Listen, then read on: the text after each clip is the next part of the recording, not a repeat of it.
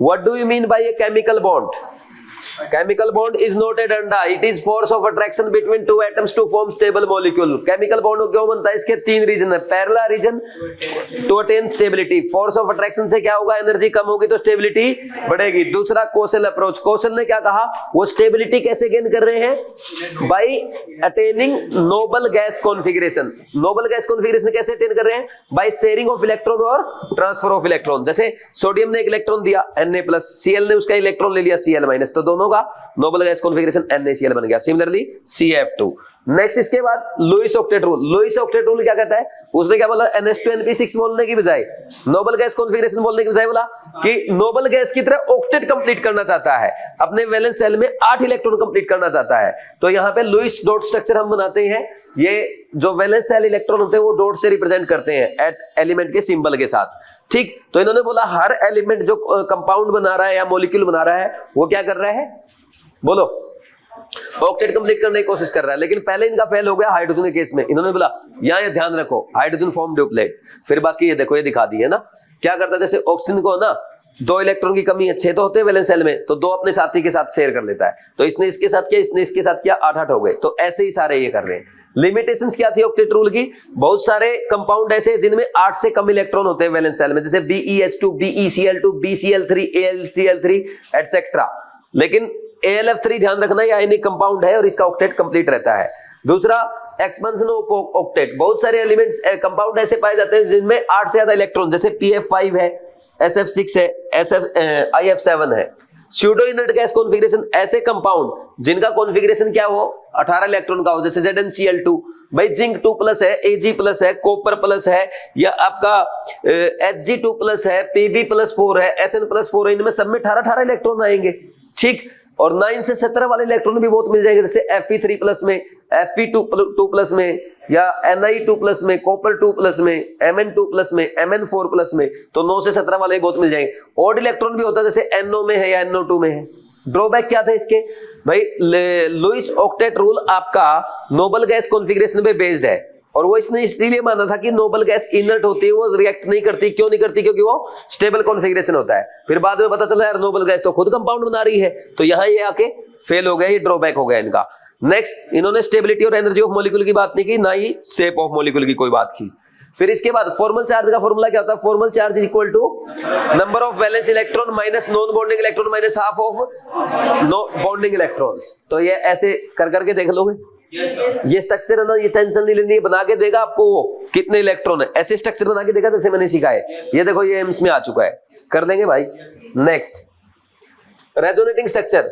अगर resonating structure given है, formal charge equal to total charge divide by number of resonating structures. तो ये जैसे कार्बोनेट में 3 रेजोनेटिंग स्ट्रक्चर बन रहे थे, कार्बोनेट में टोटल चार्ज कितना? -2/3. हर एटम पे, ऑक्सीजन एटम पे इतना आ जाएगा. नेक्स्ट, फॉस्फेट में देखो 4 रेजोनेटिंग स्ट्रक्चर बनेंगे, हर ऑक्सीजन एटम पे कितना आ जाएगा? -3/4. ये एनसीईआरटी एग्जाम तरह क्वेश्चन एग्जाम में आ सकता है. क्लोरेट में क्या हो जाएगा? पर क्लोरेट है ये, -1/4 आ जाएगा.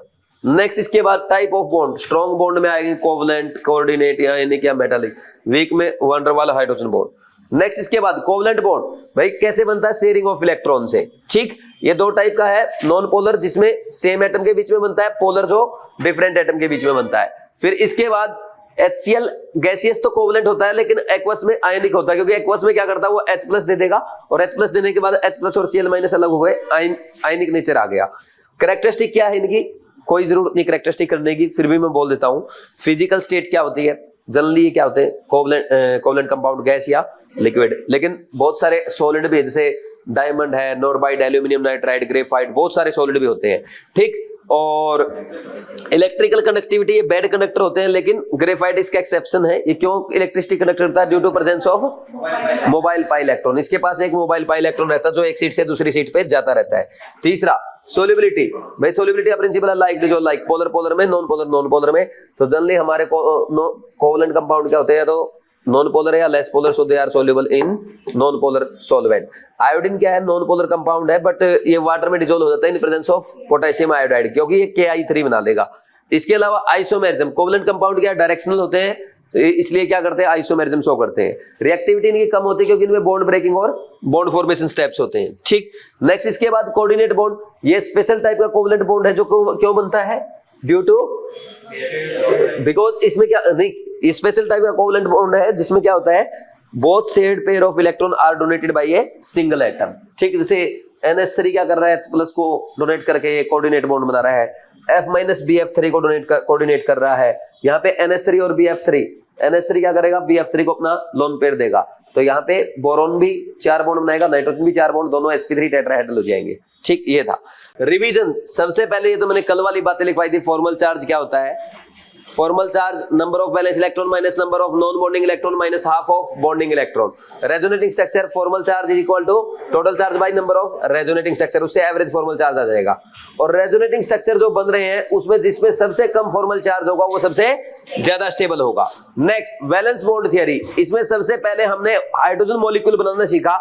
हाइड्रोजन मॉलिक्यूल में जब हाइड्रोजन एटम पास आएंगे तो उनमें दो टाइप के फोर्स डेवलप होंगे, अट्रैक्टिव एंड रिपल्सिव। अट्रैक्टिव भाई ए, पहला एटम जो है हाइड्रोजन का मान लीजिए वो ए है, ए का न्यूक्लियस और ए का इलेक्ट्रॉन, बी का न्यूक्लियस बी का इलेक्ट्रॉन, ए का न्यूक्लियस बी का इलेक्ट्रॉन, बी का न्यूक्लियस ए का इलेक्ट्रॉन, ये अट्रैक्टिव फोर्स है। रिपल्सिव, न्यूक्लियस इलेक्ट्रॉन के बीच में रिपल्सिव फोर्स। तो जब कोई भी मॉलिक्यूल बनता है अट्रैक्टिव फोर्स रिपल्सिव फोर्स से ज्यादा होते हैं। तो जैसे जैसे एटम पास आ रहा है, देखो पहले एनर्जी 0 थी, फिर धीरे धीरे पास आएगा तो अट्रैक्टिव फोर्स ज्यादा डेवलप होंगे, एनर्जी कम होगी। एक डिस्टेंस ऐसा आएगा जिस डिस्टेंस पे वो अट्रैक्टिव फोर्स मैक्सिमम होंगे, एनर्जी मिनिमम होगी, that is called bond length. वो डिस्टेंस जो होगा उनके बीच का बॉन्ड लेंथ, और उसमें जो एनर्जी रिलीज हुई overall that is called bond energy. उससे कम करोगे वापस पोटेंशियल एनर्जी बढ़ने लग जाएगी। नेक्स्ट इसके बाद ये क्वेश्चन कर रहा था, ये पोटेंशियल एनर्जी करो दे रखा है, इसने दे दिया ए, ये सी, ये बी, ये ए। बॉन्ड एनर्जी पूछा है H2 मॉलिक्यूल की, तो ये वाला gap B-A is bond energy. Next postulates of VBT, according to VBT क्या है भाई, covalent bond is formed by overlapping of half filled atomic orbitals of valence shell, जैसे मैंने आपको फ्लोरीन का एग्जांपल दिया है। और ओवरलैपिंग इस डायरेक्शन में होगी ताकि ज्यादा से ज्यादा मैक्सिमम ओवरलैप हो सके, तो इसलिए कोवलेंट बॉन्ड डायरेक्शनल होता है। जितना ज्यादा एक्सटेंट ऑफ ओवरलैप होगा बॉन्ड स्ट्रेंथ उतनी ज्यादा होगी। ओवरलैपिंग दो फैक्टर पे डिपेंड करती है, नेचर ऑफ ऑर्बिटल और nature of overlap. Nature of orbital, S orbital की ओवरलैपिंग कम होती है क्योंकि वो नॉन डायरेक्शनल है, जबकि पी डी एफ की ओवरलैपिंग ज्यादा होती है because they are directional. Nature of overlap में दो टाइप का, कोएक्सियल हेड ऑन या एंड टू एंड ओवरलैप। इसमें ना ऐसे अलोंग द एक्सिस होता है, अलोंग द इंटरन्यूक्लियर एक्सिस क्या बनेगा, सिग्मा बॉन्ड बनेगा। कोलैटरल या साइडवाइज ओवरलैप में क्या होता है, परपेंडिकुलर टू इंटरन्यूक्लियर एक्सिस क्या बनेगा, पाई बॉन्ड बनता है। ठीक, नेक्स्ट इसके बाद कोएक्सियल या हेड ऑन ओवरलैप, ये मैंने बता दिया along the internuclear axis. SS हो, एसपी हो या पीपी हो, हमेशा क्या बनता है, सिग्मा बॉन्ड बनता है। और अगर आपका कोलैटरल ओवरलैप है तो उसमें पाई बॉन्ड बनेगा। इसमें पी पाई बॉन्ड हो सकता है, पी पाई बॉन्ड हो सकता है, या डी पाई बॉन्ड भी हो सकता है। ठीक, नेक्स्ट इसके बाद अगर हम बात करें सिग्मा और पाई बॉन्ड में डिफरेंस, यार बोर्ड की चीजें हैं, इनको पढ़ने की कोई जरूरत नहीं होती। नेक्स्ट O2 मॉलिक्यूल कैसे बनता है, इसमें एक सिग्मा बॉन्ड बनेगा और एक पाई बॉन्ड बनेगा। N2 में एक सिग्मा और दो पाई बनते हैं। नेक्स्ट इसके बाद bond strength directly proportional to extent of overlapping होता है। और अगर डिफरेंट एटॉमिक ऑर्बिटल्स देखें डिफरेंट सेल के, तो उस केस में जैसे जैसे एटॉमिक साइज बढ़े, एटॉमिक ऑर्बिटल का साइज बढ़ेगा, बॉन्ड एनर्जी घटेगा, यानी as n increase bond energy decrease. इसीलिए 1-1 सिंगल बॉन्ड में अगर 1s यानी हाइड्रोजन मॉलिक्यूल जो बनता है उसकी बॉन्ड एनर्जी सबसे ज्यादा होती है। एक मॉलिक्यूल है जिसकी उससे ज्यादा हो सकती है HF की, बस ये ध्यान रख लो। ठीक, फिर अगर N सेम आ जाए तो PP की बॉन्ड एनर्जी सबसे ज्यादा, उससे कम SP की और सबसे कम SS की। फिर अगर आप देखें भाई जैसे हैलोजन्स में ये 2p 2p 3p 3p 4p 4p 5p 5p, जैसे ही साइज बढ़ा बॉन्ड एनर्जी घटनी चाहिए थी, लेकिन F2 की एक्सेप्शनली Cl2 और Br2 से कम होती है due to small size of fluorine, वहां पे लोन पे रिपल्सन हो जाता है। बॉन्ड स्ट्रेंथ, अच्छा ये मैंने वैसे ही लिखवा दिया, ऑर्डर लिखवा के इनको H2 को इससे आगे रख दिया, HF को उससे भी आगे रख दिया। ठीक, bond strength of pi bond क्या होता है, 2p पाई की सबसे ज्यादा, उससे कम 2p पाई, 3d पाई, उससे कम 2p पाई, 3p पाई, उससे कम 2p 3p पाई, 3p पाई। ठीक, फिर इसके बाद ये 2p पाई 3d पाई की बॉन्ड एनर्जी इसलिए ज्यादा होती है क्योंकि d ऑर्बिटल ऑलरेडी बेंट है। और एक एग्जांपल मैंने IIT लेवल का दिया था SO3 से। SO3 में अगर हम कॉन्फ़िगरेशन के अकॉर्डिंग देखें, एक सिग्मा, एक 3 सिग्मा है, 3 पाई, एक पाई होता है p पाई, 2p पाई, 3p पाई, और दो होते हैं 2p पाई 3d पाई। तो जब ये ट्राइमराइज करता है S3O9 में तो इसका एक पाई बॉन्ड टूटता है, 2 पाई बॉन्ड रह जाते हैं, यानी टूटने वाला कौन होगा? 2p पाई 3p पाई। क्यों टूटा? क्योंकि वो वीक था। तो ये भी इसको एक्सप्लेन करता है। O2 N2 रूम टेम्परेचर पे एग्जिस्ट करते हैं जबकि S2 नहीं करता। क्यों करते हैं? क्योंकि इनमें 2p पाई बॉन्ड बनता है जिसकी बॉन्ड एनर्जी बहुत ज्यादा होती है और बहुत स्टेबल मॉलिक्यूल बनाएंगे, जबकि S2 मॉलिक्यूल में 3p पाई बॉन्ड की बॉन्ड एनर्जी कम होती है जिसके कारण उसकी स्टेबिलिटी घट जाती है और रूम टेम्परेचर पे एग्जिस्ट नहीं करता। S2 मॉलिक्यूल 1000 केल्विन पे एग्जिस्ट करता है, ये आपके आगे आएगा, आगे मैं पढ़ाऊंगा। 1000 केल्विन पे तो एग्जिस्ट करता है। नेक्स्ट इसके बाद CO2 रूम टेम्परेचर पे गैस है जबकि SI2 सॉलिड है। CO2 भाई 2p पाई बढ़िया बॉन्ड बनाता है। CO2 as a discrete molecule, छोटा मॉलिक्यूल एग्जिस्ट करता है, गैसियस फॉर्म में रहता है। SiO2 में SiO2 मॉलिक्यूल ऐसा नहीं बन पाता क्योंकि इसके 2p पाई बॉन्ड की बॉन्ड एनर्जी कम होती है, इसलिए क्या करता है? अपना नेटवर्क सॉलिड बना देता है जिसके कारण इसका साइज बढ़ जाता है और ये सॉलिड फॉर्म में आ जाता है। एक यूनिट में इसमें 4 सिलिकॉन 4 ऑक्सीजन एटम होते हैं। एक सिलिकॉन 4 ऑक्सीजन एटम के द्वारा सराउंडेड है जबकि एक ऑक्सीजन 2 सिलिकॉन के द्वारा सराउंडेड है। सिलिकॉन और ऑक्सीजन का दोनों का हाइब्रिडाइजेशन अगर पूछा जाए sp3 होता है, ये मैं आपको आगे फाइंड आउट करना सिखाऊंगा। नेक्स्ट कंस्ट्रक्टिव इंटरफेरेंस, जब सेम फेज का इंटरफेरेंस हो। डिस्ट्रक्टिव जब अपोजिट फेज में इंटरफेरेंस हो। तो पॉजिटिव ओवरलैप क्या होगा? या इन फेज ओवरलैप, यानी सेम फेज का ओवरलैप। ये पॉजिटिव का मतलब रिपेल नहीं कराना है इनको, इसका मतलब सेम फेज में ओवरलैपिंग हो रही है, कंस्ट्रक्टिव इंटरफेरेंस है। और पॉजिटिव और नेगेटिव लोब ओवरलैप करता दिखाए तो ये नेगेटिव ओवरलैप कहलाता है, यानी ये डिस्ट्रक्टिव इंटरफेरेंस है। और कोई भी ओवरलैपिंग पॉसिबल ना हो that is called zero overlap. Next इसके बाद ये मैंने आपको बताया कि ये पॉसिबल कंडीशन SS का करके देखो, SP का करके देखो, PX PY P है ना, डिफरेंट डायरेक्शन में, ये कोई पूछता नहीं है, वैसे समझाने के लिए था। ठीक है भाई। सबसे पहले आज हमने VSC-PR पढ़ी है। VSC-PR का मेन मकसद क्या है? जो हमें ज्योमेट्री और शेप पीछे हम अभी तक एक्सप्लेन नहीं कर पाए, वो किसने एक्सप्लेन किए? VSC-PR ने। ज्योमेट्री शेप बताती है, ये किस पे बेस्ड है? ये इलेक्ट्रॉन पेयर के रिपल्सन पे बेस्ड है जो valence shell of central atom में प्रेजेंट होते हैं। इलेक्ट्रॉन पेयर का मतलब यहाँ पे क्या है? बॉन्डिंग या non bonding. Bonding means bond pair के, non bonding means lone pair के। तो जो इलेक्ट्रॉन पेयर्स होते हैं वो सेंट्रल एटम के चारों तरफ ऐसे अरेंज हो जाते हैं ताकि उनमें डिस्टेंस मैक्सिमम हो, रिपल्सन मिनिमम। तो जब रिपल्सन होगा, रिपल्सन सबसे ज्यादा किसमें होता है? लोन पेयर, उससे कम लोन पेयर बॉन्ड पेयर, सबसे कम बॉन्ड पेयर। लोन पेयर पर रिपल्सन होने का, ज्यादा रिपल्सन होने का ये कारण है कि ये एक ही न्यूक्लियस के द्वारा इन्फ्लुएंस है, सेंट्रल एटम के न्यूक्लियस के द्वारा। तो ये पास आने की कोशिश करते हैं तो इनमें रिपल्सन बढ़ जाता है। जबकि बॉन्ड पेयर क्या है?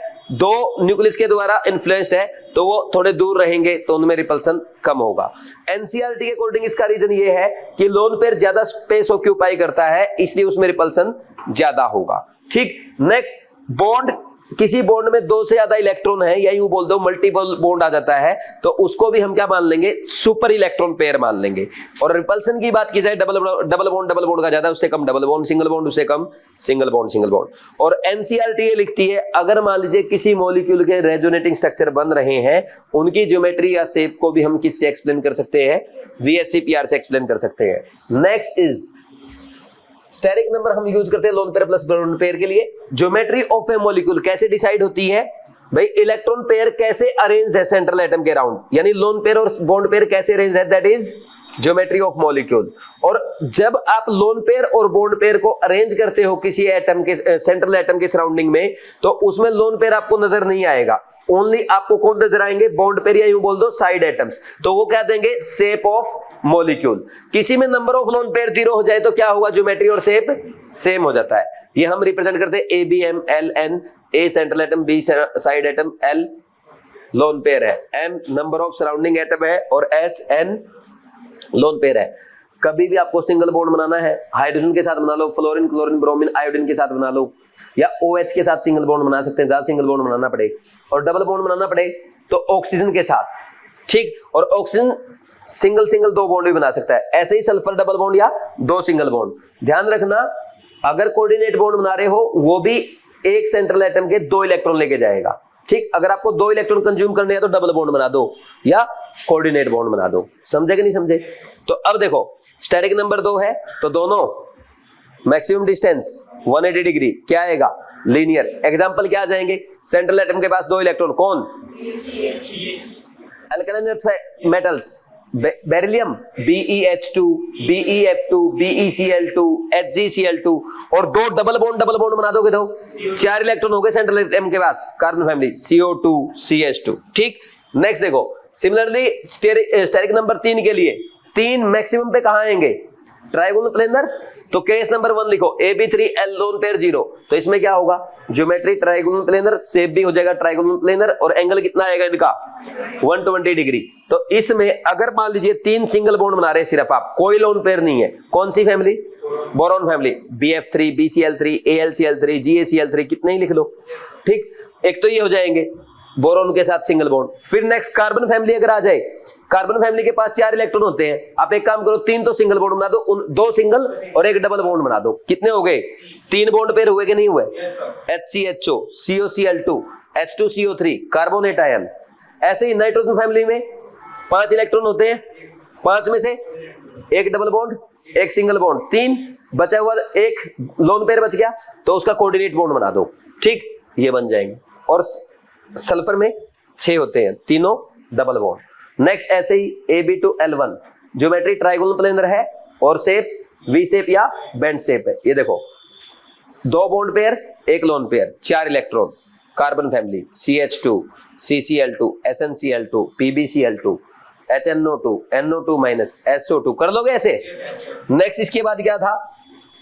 स्टेरिक नंबर 4 क्या होगा? टेट्राहेड्रल ज्योमेट्री बनाएंगे। केस नंबर 1 में जहां पे लोन पेयर नहीं है, geometry shape tetrahedral, bond angle 109 degree 28 minute. अब 4 बॉन्ड कौन बनाएगा? 4 इलेक्ट्रॉन वाला carbon family, CH4, CF4, CCl4। कर दो कार्बन फैमिली के सारे। इससे पहले अगर बोरोन फैमिली है, बोरोन फैमिली में 3 होते हैं, 1 आप दे दो उसको, 4 हो जाएंगे, BF4-। उससे पहले बेरिलियम 2 इलेक्ट्रॉन है, 2 आप दे दो, BeF4-2-। ये बन जाएंगे ऐसे। ये CH4। नाइट्रोजन फैमिली में 5 इलेक्ट्रॉन नाइट्रोजन के पास, लेकिन नाइट्रोजन 4 बॉन्ड बनाएगा, 3 तो सिंगल बनाए हाइड्रोजन के साथ, 1 बना दो कोऑर्डिनेट। समझे? नेक्स्ट ऐसे ही फास्फोरस के पास 5 इलेक्ट्रॉन है, वो तो 5 बॉन्ड भी बना सकता है, 1 बनाओ डबल बॉन्ड, 3 बनाओ सिंगल बॉन्ड। कर लोगे ऐसे? सल्फर 6 इलेक्ट्रॉन है, 2 बनाओ डबल बॉन्ड, 2 बनाओ single bond, SO2Cl2, H2SO4, sulphate ion. Halogen chlorine के पास 7 इलेक्ट्रॉन है, 3 बनाओ डबल बॉन्ड, 1 बनाओ single bond, HClO4, ClO4-। Xenon के पास 8 इलेक्ट्रॉन, चारों क्या बना दो? Double bond. नेक्स्ट जब 1 लोन पेयर आएगा इसमें, तो क्या हो जाएगा? 3 bond pair, 1 lone pair, geometry और टेट्राहेड्रल शेप हो जाएगा ट्राइगोनल बाइपिरामिडल। किसके पास होते हैं? 3 bond pair, 1 lone pair, 5 electron वाले सेल में। Nitrogen family NH3, NF3, NCl3, PF3, PCl3, इस टाइप आ जाएगा। ये देख रहे हो? इसमें H3O+, CH3- भी वैसा ही बनेगा। नेक्स्ट इसके बाद SOCl2, सल्फर के पास कितने हैं? 6, 1 double bond, 2 single bond, 4 electron, बचा हुआ 1 लोन पेयर, H2SO3, और ये HSO3-। ये क्या है? SO3-2- sulphite ion. क्लोरीन के पास 7 है, 2 double bond, 1 single bond, 1 lone pair, हो गए 7। जिनोन के पास 8 है, 1 लोन पेयर, बाकी 6 के 3 डबल बॉन्ड। ऐसे ही 2 लोन पेयर है तो ज्योमेट्री तो वही टेट्राहेड्रल शेप हो जाएगा, बेंड शेप। किसके पास? 2 lone pair, 2 bond pair. Oxygen family H2O है, OF2, H2S, SF2, HCl2, NH3 में से एक H+ निकाल दो, NH2-, HClO2, ClO2-। कर लोगे ऐसे? नेक्स्ट ये है स्टेरिक नंबर 5 वाला। इसमें क्या होगा? 5 कहां आएंगे? ट्राइगोनल बाइपिरामिडल में आएंगे। तो अगर कोई लोन पेयर नहीं है, ज्योमेट्री और शेप क्या हो जाएगा? इसका लिखा आपने, ट्राइगोनल बाइपिरामिडल, शेप सेम है। इसमें एंगल ये तो 180 का, और ये 3 120, और इन 3 के साथ ये ऊपर वाले 3, ऊपर वाला 3 बनाएगा 90 के, और नीचे वाला 3 बनाएगा 90 के, 6 90 के। कर लोगे ऐसे? Example PF5, PCl5, SF5, SbCl5। Axial bond length हमेशा इक्वेटोरियल से ज्यादा होगी, क्योंकि एक्सियल बॉन्ड लेंथ का रिपल्सन ज्यादा होगा। एक ये एग्जांपल देखो, ये तो हो गए। अब इसमें सल्फर के पास 6 होते हैं, 1 डबल बॉन्ड बना देना, SOF4। जिनोन के पास 8 होते हैं, 3 डबल बॉन्ड, 2 सिंगल बॉन्ड, हो जाएंगे 8, XeO3F2। ये देखो, अब केस 2। अब लोन पेयर कहां आए? लोन पेयर आपका एक्सियल पे आ सकता है, इक्वेटोरियल पे आ सकता है। हमने देखा एक्सियल पे ज्यादा लोन पेयर बॉन्ड पे रिपल्सन आ रहा है, इक्वेटोरियल पे कम आ रहा है। तो जहां रिपल्सन कम हुआ, स्टेबिलिटी ज्यादा, तो इसलिए lone pair always goes to equatorial position, geometry triangular bipyramidal और शेप सीसो या डिस्टॉर्टेड टेट्राहेड्रल फोल्डेड स्क्वायर बोल सकते हैं, के शेप पाई शेप भी बोलते हैं, SF4 XCO2 F2। नेक्स्ट इसके बाद AB3L2, इसमें क्या है, दो लोन पेयर आएंगे, कहां पे बोलो, थक गए, इक्वेटोरियल, तो इसमें क्या होगा 7 इलेक्ट्रॉन ClF3 BrF3 ICl3 और जिन्होंने के पास XeOF2 बन जाएगा। 3 लोन पेयर, तीनों कहां जाएंगे, इक्वेटोरियल पोजीशन पे, क्या होगा XeF2 ICl2 minus I3 minus, ये बन जाएंगे भाई। XeF2 में तो ठीक है, 3 lone pair 2 bond pair 8 electron हो गए, लेकिन हेलोजन में आयोडीन के पास 7 थे, एक हमने बाहर से दे दिया ICl2 minus I3 minus. I3 minus में ये पूछा गया आयोडीन पे कितने लोन पेयर है, तो देखो 3 इस पे 3 इस पे 3 इस पे, टोटल 9, जेईई मेंस का क्वेश्चन है। नेक्स्ट इसके बाद अगर आपका 6 वाला आ जाए, इसमें बनता है स्क्वायर बाइपिरामिडल, 4 एक प्लेन में, एक ऊपर एक नीचे, स्क्वायर बाइपिरामिडल, ये इसका ऑक्टाहेड्रल कहते हैं। अगर 6 के 6 बॉन्ड पेयर है, 0 लोन पेयर, शेप और geometry same, octahedral, bond angle एक तो 180 का ऐसे और 2 स्क्वायर में डायगोनली, 3 180 के, 90 कितने आएंगे, 12 आ जाएंगे। SF6 TeCl6 PF6 minus PCl6 minus SiF6 2 minus GeCl6 2 minus, कर लोगे ऐसे। नेक्स्ट कौन सा आएगा, ये वाला केस 3, एक लोन पेयर है तो वो इक्वेटोरियल पोजीशन पे आ जाएगा, square bi pyramidal, sorry square pyramidal, BrF5 ICl5 XeOF4 और 4 बॉन्ड पेयर 2 लोन पेयर, तो स्क्वायर प्लेनर शेप हो जाएगा ऑक्टाहेड्रल ज्योमेट्री में, XeF4 ICl4 माइनस। फिर इसके बाद IF7 में, ये स्टेरिक नंबर 7 में IF7 इंपॉर्टेंट है, 5 एक प्लेन में, एक ऊपर एक नीचे, पेंटागोनल बाइपिरामिडल, शेप और ज्योमेट्री सेम, बॉन्ड एंगल 180 का एक, 90 के कितने आएंगे, ऊपर वाला 5 तो ये और नीचे वाले के साथ 5 10 और 72 के 5। इसके अलावा ये एक XeF6 देख लेना बस, इसकी ज्योमेट्री पेंटागोनल बाइपिरामिडल होती है बट शेप डिस्टॉर्टेड ऑक्टाहेड्रल, ये करने की जरूरत नहीं है, ठीक है भाई। सबसे पहले आज हमने क्या पढ़ा, हाइब्रिडाइजेशन। हाइब्रिडाइजेशन क्यों जरूरी है, क्योंकि जब VBT से हम क्वेश्चन सोल्व करते हैं, बॉन्ड लेंथ चेक करते हैं, तो हमने देखा BeCl2 में एक बॉन्ड तो आएगा 2p3p, एक आएगा 2s3p, तो इनमें क्या है, डिफरेंट आ गया बॉन्ड लेंथ। सिमिलरली CH4 के बॉन्ड इक्वल नहीं आ रहे थे, बट ये पाया गया एक्सपेरिमेंटली इनकी बॉन्ड लेंथ क्या होती है, इक्वल होती है। देखो फिर ये हम एक्सप्लेन करते हैं किससे, हाइब्रिडाइजेशन से। हाइब्रिडाइजेशन कॉन्सेप्ट किसने दिया था, पोलिंग ने दिया था। ये एक हाइपोथेटिकल फिनोमिना है, रियल में एग्जिस्ट नहीं करता, चीजों को समझने की जरूरत है। लुइस आपको बॉन्ड का नेचर समझा नहीं पाए थे कि बॉन्ड कैसे बन रहा है, क्यों बन रहा है, कौन कितने बना रहा है, ये नहीं बता पा रहे थे ना, तो वो समझाया VBT ने, ठीक। और VBT जहां पे गलत हुई उसको सुधारा हाइब्रिडाइजेशन ने। लेकिन जो ज्योमेट्री है, वो शेप है, वो कौन बता के गया, VSEPR। ये क्लियरिटी है ना। VBT बॉन्ड नेचर को समझाने आया था, लेकिन वो सही से नहीं समझा पाया, वो यहां पे फेल हो गया, जिसके अकॉर्डिंग बॉन्ड लेंथ अलग आ रही थी। तो उसको किससे एक्सप्लेन कर रहे हैं, हाइब्रिडाइजेशन। VSEPR का काम क्या, ज्योमेट्री एंड शेप की बात करना। तो हाइब्रिडाइजेशन क्या होता है, it is the intermixing of valence shell atomic orbitals of central atom which have same or nearly same energy to form new set of orbitals with equal energy and shape called hybrid orbital and phenomena is known as hybridization। तो अब hybridisation के salient feature क्या, पहला point भाई, इसमें कौन hybridisation में कौन पार्टिसिपेट करते हैं, valence shell atomic orbital of central atom. दूसरा क्या होने चाहिए, वो उनकी एनर्जी क्या होनी चाहिए, सेम होनी चाहिए, नियरली सेम होनी चाहिए, यानी कंपेरेबल एनर्जी होनी चाहिए। फिर उसके बाद हाइब्रिडाइजेशन में इलेक्ट्रॉन का प्रमोशन करना या एक्साइटेशन करना कोई नेसेसरी कंडीशन नहीं है, उसके बिना भी हम हाइब्रिडाइजेशन कर सकते हैं, क्योंकि हाइब्रिडाइजेशन में full filled, half filled, vacant orbitals participate करते हैं। नेक्स्ट, कितने हाइब्रिड ऑर्बिटल बनेंगे, equal to number of atomic orbital undergoing hybridization, और हाइब्रिड ऑर्बिटल की एनर्जी उससे सेम होता है। हाइब्रिड ऑर्बिटल डायरेक्शनल होते हैं, वो सेंट्रल एटम के अराउंड स्पेस में ऐसी पोजीशन ऑक्यूपाई करेंगे ताकि मैक्सिमम डिस्टेंस और minimum repulsion, so they give definite geometry to the molecule. फिर इसके बाद हाइब्रिड ऑर्बिटल क्या करते हैं, ओवरलैप करेंगे या तो हाइब्रिड ऑर्बिटल्स के साथ या एटॉमिक ऑर्बिटल के साथ क्या बनाएंगे, सिग्मा बॉन्ड बनाएंगे, लेकिन कभी पाई बॉन्ड नहीं बनाते हैं। ये क्वेश्चन करा था जिससे मैंने आपको ये समझाने की कोशिश की थी कि कंपेरेबल एनर्जी वाले तो क्या करते हैं, हाइब्रिडाइजेशन करते हैं, लेकिन जिनकी एनर्जी डिफरेंट हो जाए वो हाइब्रिडाइजेशन में पार्टिसिपेट नहीं करेंगे। तो ये पूछा था इसमें कौन हाइब्रिडाइजेशन में पार्टिसिपेट नहीं करता, 3p4s के साथ हाइब्रिडाइजेशन नहीं कर सकता, इसलिए 3p3d and 4s does not undergo hybridization. बोलो कोई डाउट। नेक्स्ट, इसके बाद टाइप ऑफ हाइब्रिडाइजेशन, पहला है sp, s में क्या हुआ, एक s और एक p मिलके क्या बनाएंगे, दो sp हाइब्रिड ऑर्बिटल बनाएंगे, वो मैक्सिमम डिस्टेंस 180 पे आ जाएंगे, लीनियर ज्योमेट्री होगी। एग्जांपल आपके सामने BF2 BA2 कर लोगे ना सारे, ये CO2 बना के दिखाया, ये C2H2 बना के दिखाया, हो जाएगा। नेक्स्ट, sp2 हाइब्रिड ऑर्बिटल क्या होते हैं, s + 2p, तीन sp2 हाइब्रिड ऑर्बिटल बनाएंगे जो कि ट्रायंगुलर प्लेनर ज्योमेट्री में आएंगे, बॉन्ड एंगल 120 डिग्री होगा। अब यहाँ पे जो x के दो जो आप p के दो ऑर्बिटल लेंगे वही प्लेन बनेगा, px py से xy, px pz से xz और py pz से py pz से yz प्लेन। ये एग्जांपल केस पहला, 3 बॉन्ड पेयर 0 लोन पेयर। बताओ, ये सारे एग्जांपल कल सीखे थे ना आपने, स्टेरिक नंबर 3 वाले तो हैं ये, ठीक। फिर इसके बाद ये BF3 बना के दिखा दिया, फिर ये कार्बोनेट आयन बना के दिखाया था, नाइट्रेट आयन बना के दिखा दिया। नेक्स्ट ये वाला SO3 में हमने क्या सीखा, 6 बॉन्ड बनते हैं, 6 में से 3 तो सिग्मा, 3 सिग्मा कैसे आएंगे बोलो, हाइब्रिड ऑर्बिटल बनाएगा ट्रायंगुलर प्लेनर ज्योमेट्री, बाकी 3 अनहाइब्रिड ऑर्बिटल क्या बनाएंगे, पाई बॉन्ड, ये तो बनाएगा p पाई और ये दोनों बनाएंगे 3D वाले, बोलो 3D वाले d पाई p पाई। तो इसका आंसर आ जाएगा SO3 में एक तो है 2p पाई 3p पाई बॉन्ड, दूसरा है 2 है 2p पाई 3d पाई, कर लोगे।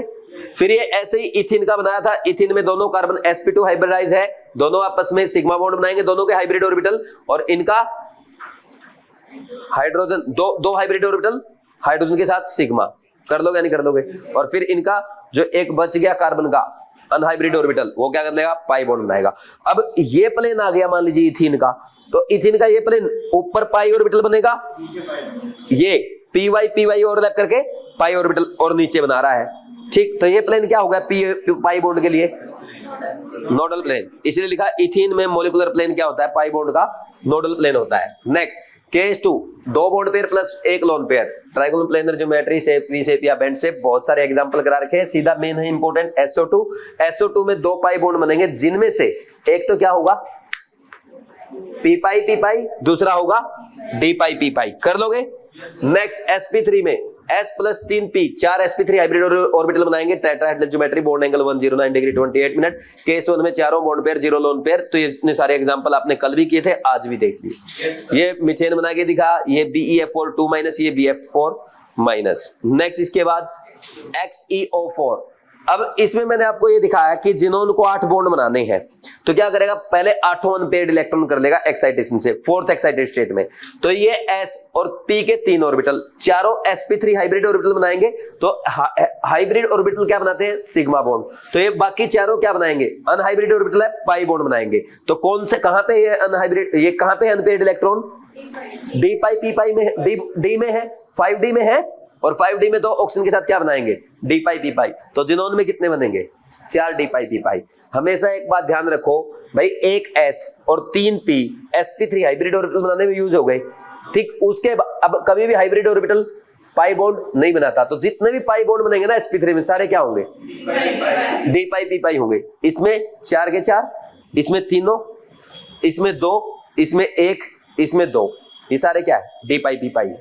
सिमिलरली नेक्स्ट अगर आप यहां पे देखेंगे, 3 bond pair plus 1 lone pair, tetrahedral geometry, shape pyramidal, ये एग्जांपल कल भी किए थे आपने। अब जैसे इसमें देखो sp3 है, एक पाई बॉन्ड, एक पाई बॉन्ड, एक पाई बॉन्ड, सारे क्या है ये, d पाई p पाई। 2 पाई बॉन्ड, 2 पाई बॉन्ड, क्या है, d पाई p पाई, ठीक। फिर ये आ गया आपका 2 bond pair plus 2 lone pair, तो इसमें बेंड शेप आ जाएगा, ज्योमेट्री वही है टेट्राहेड्रल। ये एग्जांपल आ गए। जैसे ये ClO2-, इसमें एक पाई बॉन्ड आ रहा है, यही क्या होगा, d पाई p पाई। नेक्स्ट, DsP2 हाइब्रिडाइजेशन में कौन से ऑर्बिटल आएंगे, dx2y2 s px py, ठीक। क्या आएगा, प्लेनर ज्योमेट्री बनाएगा, स्क्वायर प्लेनर होगा। कौन से प्लेन में आएगा,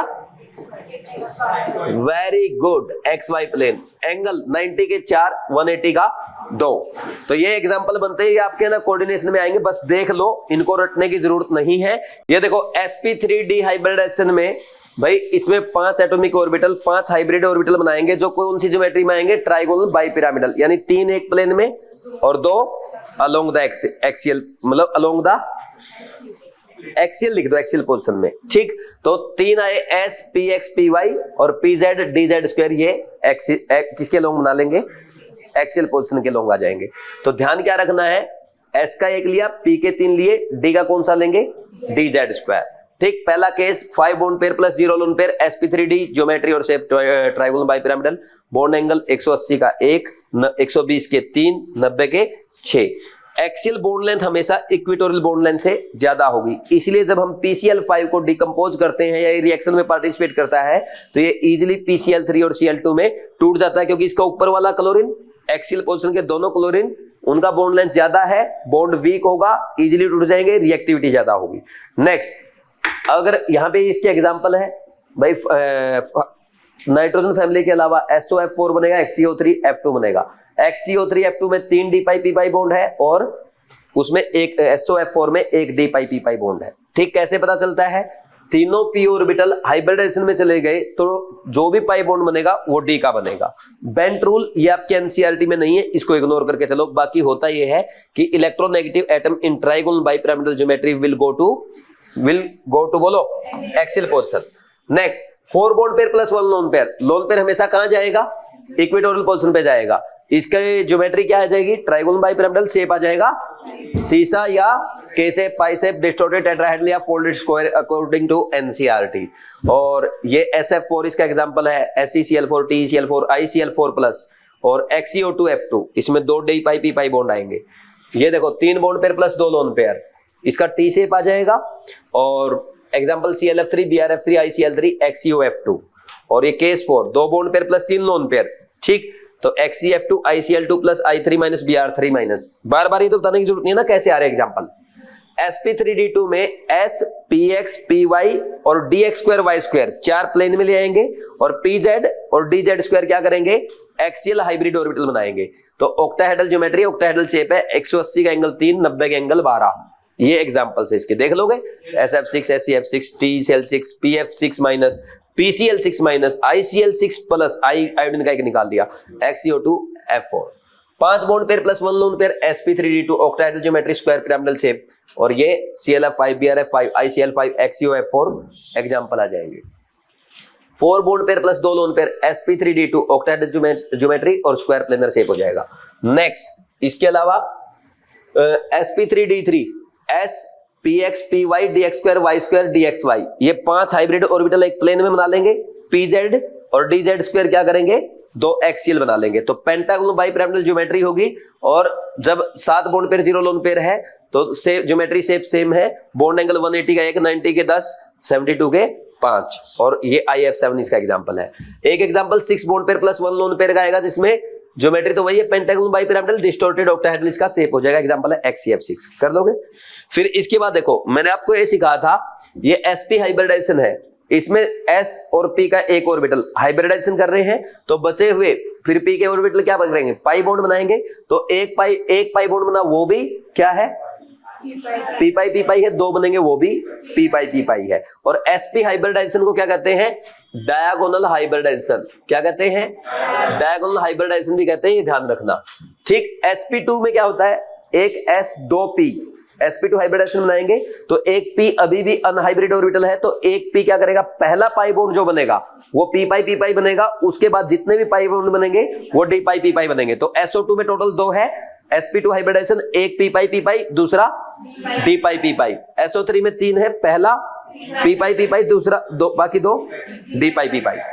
किसी का हाइब्रिडाइजेशन sp3 है, sp3d है, sp3d2 है, उसमें p के सारे यूज हो चुके, जो भी पाई बॉन्ड बनेगा हमेशा d पाई बनेगा। कर लोगे ऐसे, वैसे इतना डिटेल में जाने की जरूरत नहीं है, ठीक। बोला तो फिर पढ़ाई क्यों रहा है, समझाना पड़ेगा ना एक बार, कहीं क्वेश्चन देखो तो। Hybridization in organic compound, organic compound में देखो यार, ये इथेन, ये इथीन, ये इथाइन, sp3 sp2 sp, ये बॉन्ड एंगल देख लेना बस, ये बॉन्ड लेंथ याद मत करना, कोई नहीं पूछेगा। बेंजीन में कितने sp2 हाइब्रिड ऑर्बिटल है, एक कार्बन sp2 होता है, एक कार्बन पे 3 sp2 हाइब्रिड ऑर्बिटल, तो 6 पे 18, तो सिग्मा पाई बॉन्ड करना, काउंट करना सीख लो। इसके अलावा ये सिलेबस में नहीं है और ये भी hybridization in solid state syllabus में नहीं है। इसमें ज्यादा से ज्यादा एक एग्जांपल याद कर दो ना, PCl5 सॉलिड स्टेट में कैसे आता है, PCl4 प्लस और PCl6 माइनस में। PCl4 में फास्फोरस sp3 और PCl6 में sp3d2 है। बस ये ध्यान रख लेना और कोई भी याद करने की जरूरत नहीं है। Existence and non existence of molecules में क्या होगा भाई, पहला क्वेश्चन ये था कि AlF6 एग्जिस्ट करता है, BF6 नहीं करता, क्योंकि एल्यूमिनियम के पास क्या वैकेंट 3d ऑर्बिटल है, तो वो अपना ऑक्टेट एक्सपांड करके 4 से ज्यादा बॉन्ड बना सकता है, 5-6 बॉन्ड बना सकता है आराम से, तो वैसा ही वो कर रहा है। लेकिन बोरोन नहीं कर सकता। बोरोन क्यों नहीं कर सकता, क्योंकि बोरोन के पास, बोरोन सेकंड पीरियड का एलिमेंट है, उसके पास ओनली 2s और 2p सब सेल है वैलेंस सेल में, तो उसके पास वैकेंट ऑर्बिटल नहीं है, इसलिए ऑक्टेट एक्सपांड नहीं कर सकता। वो मैक्सिमम 4 ही बॉन्ड बना सकता है। BF4- तो बनाएगा, BF6 नहीं बनाएगा। ये लिखा हुआ आपके सामने। नेक्स्ट सेकंड क्वेश्चन में PF5 and PCl5 exist but NF5 and NCl5 note, वही रीजन है। फास्फोरस के पास तो वैकेंट 3d ऑर्बिटल होता है, ऑक्टेट एक्सपेंड कर सकता है, लेकिन नाइट्रोजन के पास नहीं, इसलिए वो एक्सपेंड नहीं कर पाएगा। PCl6- एग्जिस्ट करता है बट PBr6- और Pi6- नहीं करता। क्यों? क्योंकि क्लोरीन का स्मॉल साइज होने की वजह से स्टेरिक हिंड्रेंस कम होगी तो स्टेबिलिटी ज्यादा, लेकिन ब्रोमीन और आयोडीन का साइज बड़ा होने की वजह से स्टेरिक हिंड्रेंस ज्यादा होगी और स्टेबिलिटी कम होगी, इसलिए एग्जिस्ट नहीं करेंगे। नेक्स्ट PF5 PCl5 एग्जिस्ट, ये क्वेश्चन चाहो तो आप छोड़ सकते हो, नीट लेवल पे तो बिल्कुल भी काम का नहीं है, NCERT में भी नहीं, बट फिर भी मैं बता देता हूं PF5 PCl5 एग्जिस्ट करता है, PH5 नहीं करता। क्यों? क्योंकि देखो फास्फोरस में क्या है, 3s 3p और 3d, 3d इन्वॉल्व होगा अगर 5 बॉन्ड बनाने हैं, तो 3d की एनर्जी होती है ज्यादा 3s और 3p के कंपैरिजन में। अब ज्यादा एनर्जी होने के साथ कारण ये इंटरमिक्सिंग नहीं कर पाते, तो जब ये इंटरमिक्सिंग नहीं कर पाते तो क्या होगा उस केस में, जब फ्लोरीन और क्लोरीन इसको अप्रोच करते हैं फास्फोरस को, हाईली इलेक्ट्रोनेगेटिव एटम है, जिसके कारण क्या होगा, फास्फोरस में पॉजिटिव चार्ज बढ़ जाएगा, और पॉजिटिव चार्ज बढ़ेगा तो उसका इफेक्टिव न्यूक्लियर चार्ज बढ़ जाएगा, तो क्या करेगा, सेल्स को कॉन्ट्रैक्ट करेगा।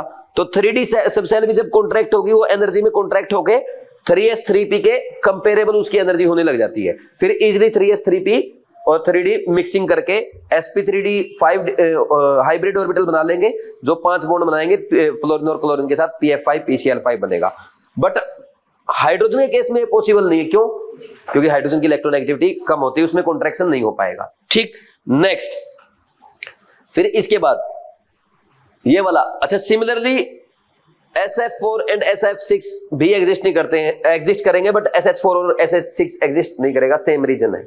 ठीक, और ये SH2 नहीं है, H2 ऐसे ध्यान रखना इसका।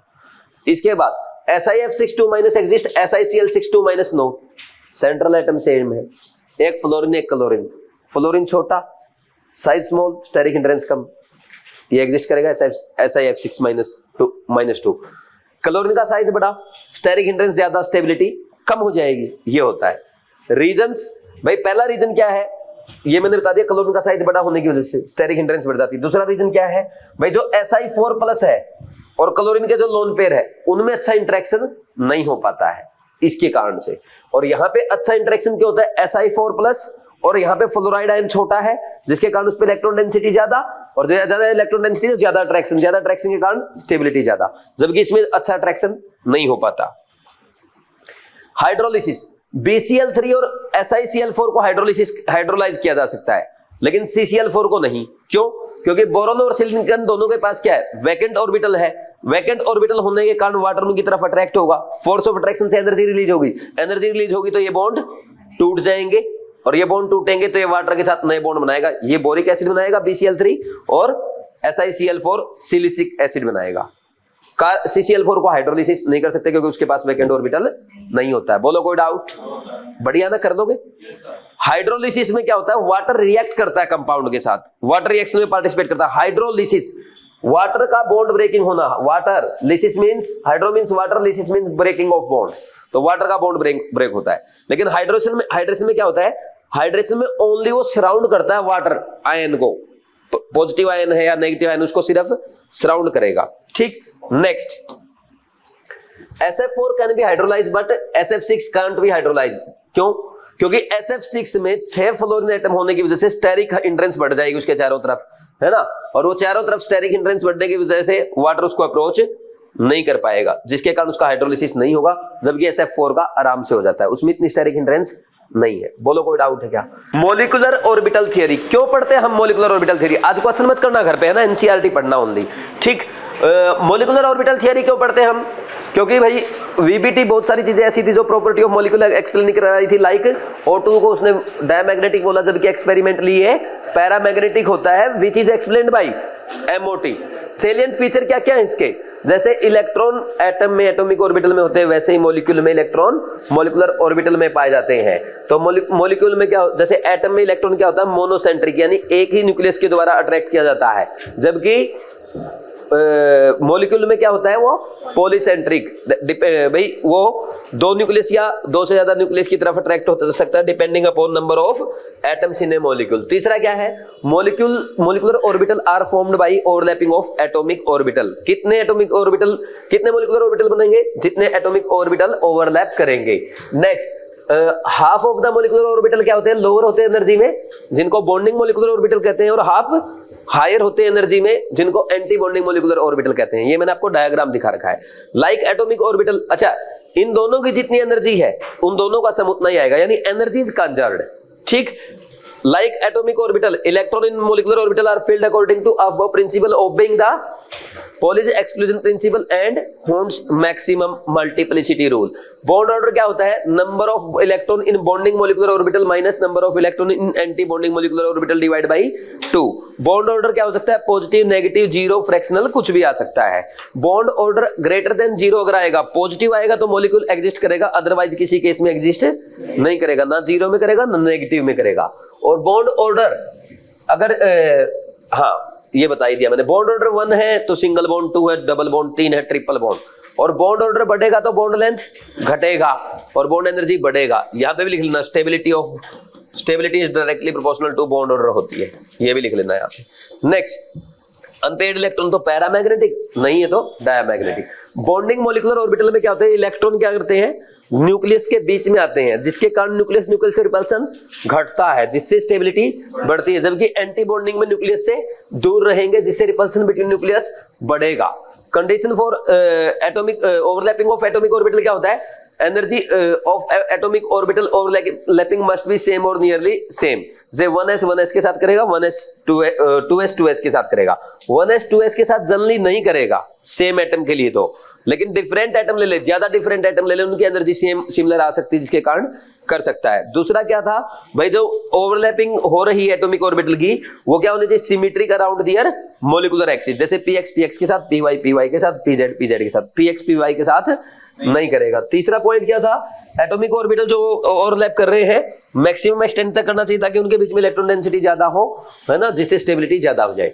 ये टाइप ऑफ मॉलिक्यूलर ऑर्बिटल दो ही टाइप के पड़ते हैं, सिग्मा और पाई। इसमें बॉन्डिंग वालों को सिग्मा पाई और एंटी बॉन्डिंग वालों को सिग्मा स्टार पाई स्टार बोलते हैं। लीनियर कॉम्बिनेशन में भाई bonding molecular orbital are formed by constructive interference, जबकि एंटी बॉन्डिंग डिस्ट्रक्टिव इंटरफेरेंस। ये कंस्ट्रक्टिव डिस्ट्रक्टिव बताया था मैंने आपको, यहाँ पे बताया था कि साई ए और साई बी दोनों अगर मिलेंगे, psi A psi B are electron wave functions. Psi A plus psi B bonding molecular orbital देगा, psi A minus psi B destructive interference anti bonding molecular orbital देगा। नेक्स्ट इसके बाद एसएस ओवरलैप, जो S के दोनों orbital overlap कर रहे हैं, कंस्ट्रक्टिव इंटरफेरेंस में दोनों ऐसे ओवरलैप कर जाएंगे, तो दोनों में के न्यूक्लियस के बीच में इलेक्ट्रॉन डेंसिटी आ जाएगी। जबकि डिस्ट्रक्टिव इंटरफेरेंस में दोनों वेव्स को सबस्ट्रैक्ट करोगे, ये इधर जा रही है वो उधर जा रही, कभी ओवरलैप हो ही नहीं सकता, तो इसलिए इसको दिखा दिया प्लस, यानी ये इस फेज में, ये इसके अपोजिट फेज में, इसको दिखा दिया माइनस। तो दोनों के बीच में, न्यूक्लियस के बीच में इलेक्ट्रॉन डेंसिटी ना होने के कारण क्या होगा? Repulsion, anti bonding molecular orbital हो गया। सिमिलरली अगर हम बात करें 2pz के लिए, z को एक्सिस मानते हुए एडिशन कर दो दोनों को, सेम फेज में अगर एडिशन होगा तो सेम फेज में एडिशन होने की वजह से न्यूक्लियस के बीच में इलेक्ट्रॉन डेंसिटी आएगी, ठीक। अगर सब्सट्रैक्शन करोगे, डिस्ट्रक्टिव इंटरफेरेंस करोगे, तो इनका फेज क्या हो जाएगा? अपोजिट। देखो इसका प्लस माइनस ऐसे है, ये तो फेज, और इसका अपोजिट हुआ कि नहीं हुआ? तो ये ऐसे, और अगर पॉजिटिव पॉजिटिव सेम फेज में आते तो ओवरलैप ही नहीं कर लेते, अपोजिट फेज हो गया अब इनका। बोलो कोई डाउट नहीं? इसमें 3 नोडल प्लेन, 2 न्यूक्लियस के बीच में और एक दोनों न्यूक्लियस के बीच में, 2 न्यूक्लियस से पास कर रहे हैं, 1 न्यूक्लियस के बीच में, इसमें 2 नोडल प्लेन न्यूक्लियस के बीच थ्रू पास कर रहे हैं। 2px क्या करेंगे? पाई बॉन्ड बनाएंगे, ठीक। ये अगर कंस्ट्रक्टिव इंटरफेरेंस होगा तो क्या हो जाएगा? बॉन्डिंग मॉलिक्यूलर ऑर्बिटल, एनसीईआरटी ने इसको ऐसे दिखा रखा है। अगर एनसीईआरटी वाला छापना चाहो एज इट इज, ये इसको ऐसे, ये देखो, और इसको ऐसे दिखाना चाहो ऐसे भी दिखा सकते हो।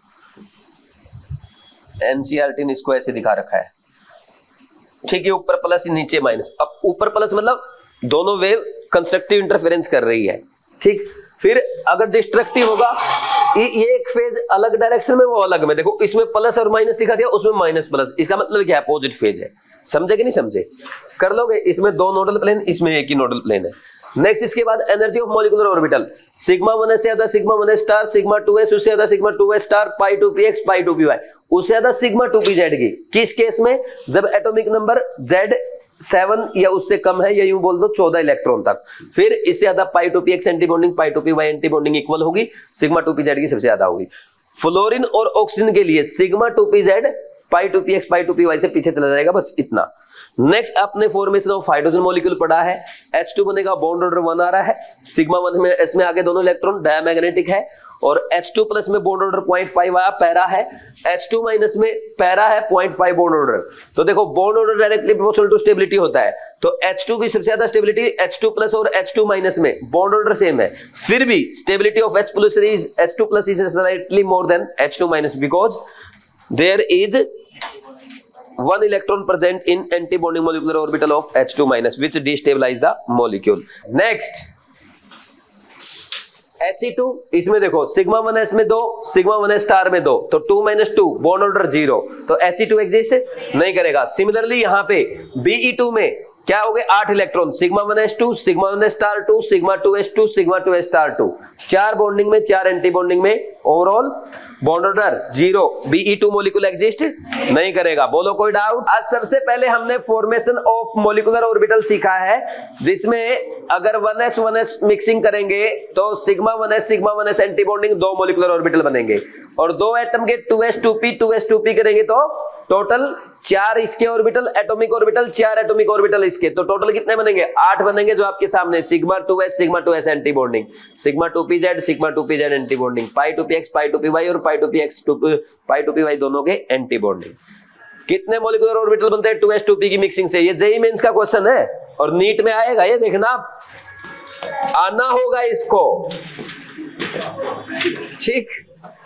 कितने हो जाएंगे? 2s और 2p, 2s के 2, 2p के 6, टोटल 8 हो जाएंगे। और अगर हाइब्रिड ऑर्बिटल की बात की जाए तो कितने?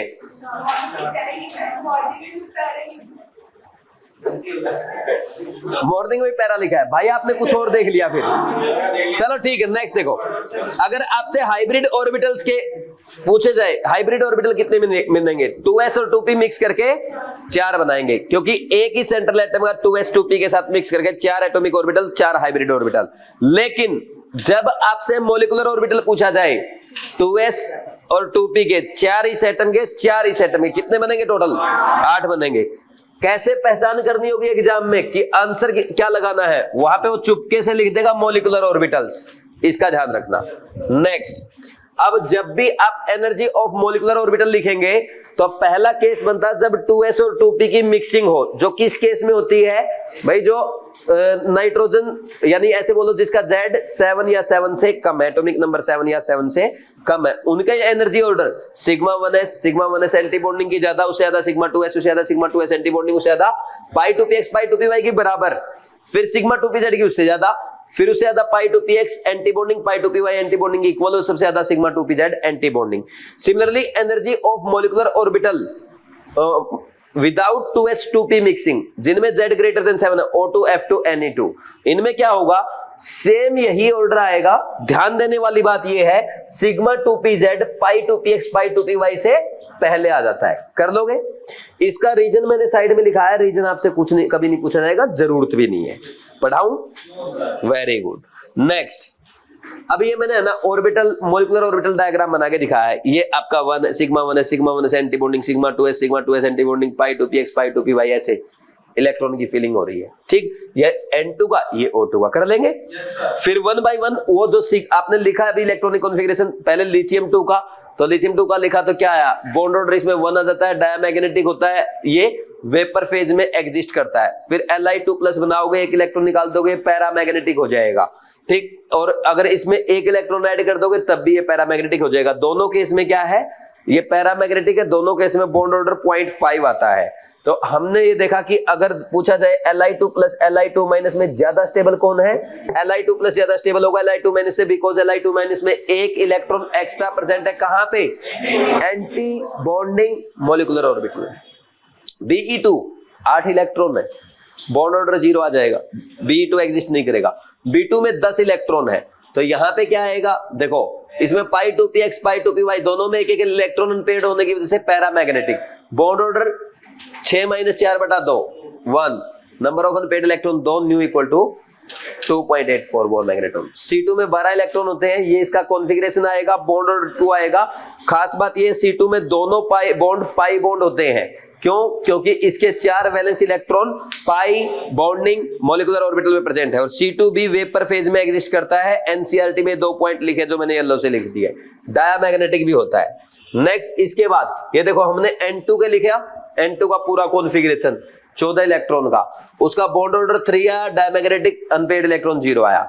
N2 प्लस एक इलेक्ट्रॉन निकलेगा आउटर मोस्ट से, सिग्मा 2pz से एक निकल गया, ठीक। तो बॉन्ड ऑर्डर इसका हो जाएगा 2.5, पैरामैग्नेटिक हो जाता है। न्यू 1.73 बिकॉज अनपेयर्ड इलेक्ट्रॉन 1 है। N2 2 प्लस, तो यहां से एक इलेक्ट्रॉन पहले निकाल दिया, एक और निकाल दो, तो बॉन्ड ऑर्डर 2 डायमैग्नेटिक हो जाएगा वापिस।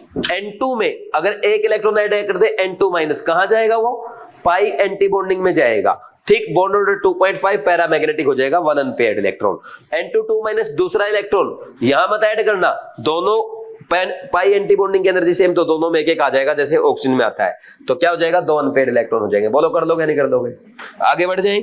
बॉन्ड ऑर्डर का ऑर्डर इतना डिटेल में शायद ही एग्जामिनर आपसे पूछे। और यहाँ पे ना बॉन्ड ऑर्डर का ऑर्डर देखो, N2 प्लस और N2 माइनस सेम है, N2 2 plus N2 2 minus same है। तो N2 माइनस की बॉन्ड स्टेबिलिटी N2 प्लस से कम है, क्योंकि इसमें एक इलेक्ट्रॉन एक्स्ट्रा है, किसमें एंटी बॉन्डिंग मॉलिक्यूलर ऑर्बिटल में ये रहा। और N2 2 माइनस में 2 इलेक्ट्रॉन एक्स्ट्रा एंटी बॉन्डिंग में। नेक्स्ट इसके बाद सिमिलरली हमने O2 का लिखा है, O2 का कॉन्फ़िगरेशन लिख लिया, ये बॉन्ड ऑर्डर 2 आया, पैरा आया, न्यू 2.84 आया। फिर O2 प्लस में एक इलेक्ट्रॉन यहां से गया, तो बॉन्ड ऑर्डर 2.5, अनपेयर्ड इलेक्ट्रॉन एक बच गया। O2 2 प्लस में ये इलेक्ट्रॉन भी गया, ये भी गया, तो बॉन्ड ऑर्डर 3 आ गया, डायमैग्नेटिक हो गया। O2 माइनस में एक इलेक्ट्रॉन ऐड करोगे, यहां पे ऐड होगा, तो कॉन्फ़िगरेशन देखो यही आ रहा है क्या, ठीक। फिर O2 2 माइनस में एक इलेक्ट्रॉन यहां, एक यहां, तो डायमैग्नेटिक हो जाएगा। ये सब लिख रखा है। ऑक्साइड्स डायमैग्नेटिक होते हैं, पर ऑक्साइड यानी O2 2 माइनस भी डायमैग्नेटिक होते हैं, सुपर ऑक्साइड पैरामैग्नेटिक होते हैं। और जैसे कि O2 पैरामैग्नेटिक है, ठीक वैसे ही H2 भी पैरामैग्नेटिक होता है due to presence of 2 unpaired electron in pi anti bonding molecular orbitals. H2 exist in vapour phase. ये बॉन्ड ऑर्डर का ऑर्डर और स्टेबिलिटी का ऑर्डर लिखवा दिया। फिर F2 के लिए लिखा, जो O2 2 माइनस में 18 इलेक्ट्रॉन है, जैसा O2 2 माइनस का वैसा ही F2 का, तो उसका इसका बॉन्ड ऑर्डर 1 और डायमैग्नेटिक होता है। ये Ne2 का बॉन्ड ऑर्डर 0 आएगा, एग्जिस्ट नहीं करेगा। ये अच्छा क्वेश्चन था, 2s2p मिक्सिंग नॉट ऑपरेटिव है, तो which of the following is paramagnetic. तो कौन सा कॉन्फ़िगरेशन लिखना है, O2 वाला, वो लिख लिख के देखो सबके इलेक्ट्रॉनिक कॉन्फ़िगरेशन, जिसमें अनपेयर्ड इलेक्ट्रॉन आ जाएगा दैट इज पैरामैग्नेटिक। किस में आया था, C2 में आ जाता है। कर लोगे ऐसे। नेक्स्ट एक ये शॉर्ट ट्रिक है फालतू की, नंबर ऑफ इलेक्ट्रॉन्स और बॉन्ड ऑर्डर उसे डायरेक्ट बताना। 2 का पहाड़ा लिखो और 2 के पहाड़े के आगे 2 के लिए 1, 4 इलेक्ट्रॉन के लिए 0 बॉन्ड ऑर्डर, 6 के लिए 1, 8 के लिए 0, फिर 10 12 14 16 18 तक ऐसे लिख दो, 1 2 3 2 1 और 20 के लिए 0, और कोई बीच में आ रहा तो उसका एवरेज ले लो। और एक शॉर्ट ट्रिक पैरा आएगी डायरेक्ट कि भाई अगर आपको नंबर ऑफ अनपेयर्ड इलेक्ट्रॉन दे दिया, सॉरी आपको ओनली इलेक्ट्रॉन पता है, ऑड इलेक्ट्रॉन है तो हमेशा पैरामैग्नेटिक, या 10 इलेक्ट्रॉन 16 या 32 इलेक्ट्रॉन हो जाए तब भी हमेशा पैरामैग्नेटिक होगा। बोलो कोई डाउट नहीं है ना। ये बॉन्ड ऑर्डर के ऑर्डर में लगाना सीधा यार, फाइंड आउट कर दोगे। इनमें से कौन सा मॉलिक्यूल एग्जिस्ट नहीं करता है, He2 और Be2 नहीं एग्जिस्ट करता, ठीक। ये हेटेरोन्यूक्लियर वाले आपके सिलेबस में नहीं है, इनको करने की कोई जरूरत नहीं है। फिर भी अगर एक इच्छा हो कि एक कुछ तो बताओ सर याद करने को, CO प्लस का बॉन्ड ऑर्डर 3.5 होता है, वैसे कुछ बाकी काम आएगा भी नहीं, ठीक है भाई। Resonance, resonance is a hypothetical concept, ये एक मनगढ़ंत कॉन्सेप्ट है। मतलब रियल में एग्जिस्ट नहीं करता। लेकिन फिर भी रेजोनेंस में क्या क्या होता है वो पढ़ते हैं। सबसे पहला रेजोनेंस स्टेबलाइजिंग फिनोमिना है। इसमें जो ये डिफरेंट स्ट्रक्चर बनाते हैं मॉलिक्यूल के, they are called resonating structure और कैनोनिकल फॉर्म्स।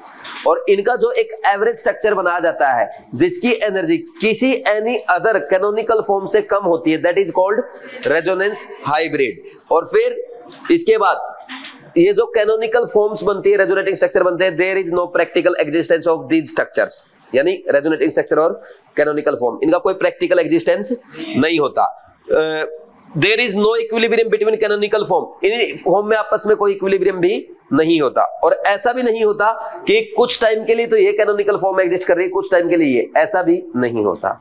ठीक, यानी जब मॉलिक्यूल की स्ट्रक्चर की स्टडी की गई ना, ऐसा नजर नहीं आया कि ऐसा हो रहा है या कोई ऐसा स्ट्रक्चर बन रहा है, ऐसा कुछ दिखा ही नहीं उसमें। ये तो बस हम मान रहे हैं ऐसा होता होगा, मनगढ़ंत सोच है। समझे कि नहीं समझे? बस किसको एक्सप्लेन करने के लिए, क्योंकि हम ये एक्सप्लेन नहीं कर पाए कि 148 पिकोमीटर ये 121 पिकोमीटर दोनों अलग होनी चाहिए, लेकिन स्पेक्ट्रोस्कोपिक स्टडी से पाया गया कि दोनों इक्वल है। फिर साइंटिस्ट ने अपने विचार बताने शुरू किए, ऐसा ऐसा होता होगा। This is resonance. Next, resonance में ये पहले ही पढ़ चुके हो। फॉर्मल चार्ज क्या होता है? Total charge divide by number of resonating structure. और बॉन्ड ऑर्डर होता है total number of bond by resonating structure. Carbonate में 3 बनेंगे, चार्ज है -2 तो -2/3 हो जाएगा formal charge. Bond order 4 bond 4/3। और फॉस्फेट आयन में देखो 4 रेजोनेटिंग स्ट्रक्चर बनेंगे, -3/4 फॉर्मल चार्ज और 5 बॉन्ड है टोटल, 5/4। और ऐसे ही ओजोन में 3 बॉन्ड है तो 3/2, 2 रेजोनेटिंग स्ट्रक्चर बन रहे हैं। नेक्स्ट, इसके बाद bond length, it is internuclear distance between 2 atoms bonded by a covalent bond. Factor कौन सा इफेक्ट करते हैं? पहला बॉन्ड ऑर्डर। बॉन्ड ऑर्डर बड़ा, बॉन्ड लेंथ घटेगा। ट्रिपल बॉन्ड की सबसे छोटी उससे बड़ी, डबल बॉन्ड की सबसे बड़ी उससे बड़ी सिंगल बॉन्ड की। तो ये H2O2 में ऑक्सीजन ऑक्सीजन सिंगल बॉन्ड, यहाँ पे पार्शियल डबल बॉन्ड होता है O3 में, और O2 में डबल बॉन्ड। तो सबसे छोटा O2 की, उससे बड़ी O3 की, उससे बड़ी H2O2 की। सिमिलरली CO में ट्रिपल बॉन्ड होता है, CO2 में डबल बॉन्ड होता है, कार्बोनेट आयन में पार्शियल डबल बॉन्ड होता है, और मिथेनॉल में सिंगल बॉन्ड होता है। सिंगल सबसे बड़ा, उससे छोटा पार्शियल डबल, उससे छोटा डबल बॉन्ड, और सबसे छोटा ट्रिपल बॉन्ड। कर लोगे ना ऐसे? बस यही कर लो। ये N2H4 में नाइट्रोजन सिंगल बॉन्ड है, N3H में नाइट्रोजन डबल है, और यहाँ पे ट्रिपल है। तो ट्रिपल वाला छोटा, सिंगल वाला सबसे बड़ा। साइज, एज साइज इंक्रीज, तो बॉन्ड लेंथ क्या होगी? बढ़ेगी। और साइज की बात करते हैं ग्रुप में, as we go down the group size increase, bond length increase. कर लोगे? डेल्टा एन बढ़ेगा तो बॉन्ड लेंथ घटेगा। तो लेफ्ट टू राइट पीरियड में गए तो हाइड्रोजन के साथ अलग अलग एटम जब बॉन्ड बना रहे हैं, डेल्टा एन बढ़ेगा, बॉन्ड लेंथ घटेगा। कर लोगे? फिर कार्बन के साथ, यहाँ पे ये carbon sp3, carbon sp2, carbon sp, hydrogen के साथ बॉन्ड लेंथ देखिए घटेगी, और ऐसे ही कार्बन के साथ भी करोगे वो भी घटेगी। Next, bond energy, amount of energy required when 1 mole bond is broken, it is called bond energy. ठीक, अगर आप बॉन्ड ब्रेक कर रहे हैं, एनर्जी एब्जॉर्ब होगी डेल्टा एच पॉजिटिव। अगर बॉन्ड फॉर्म हो रहा है, एनर्जी रिलीज होगी, that is delta H negative. ठीक, ये मैंने वैसे ही बताए थे आपको, वैल्यू कोई याद नहीं करनी। H2 में कितनी, HCl में कितनी, कोई याद नहीं करेगा। ये वाला देख लो, यहाँ पे H2O में पहला OH बॉन्ड तोड़ेंगे अलग एनर्जी आएगी, दूसरा OH बॉन्ड तोड़ेंगे अलग एनर्जी आएगी। क्यों? क्योंकि H2O में और OH में क्या होता है? डिफरेंट इलेक्ट्रॉनिक डिस्ट्रीब्यूशन है। और H2O में जब बोलोगे कि OH बॉन्ड की एनर्जी कितनी है, तो इन दोनों का एवरेज लिया जाता है।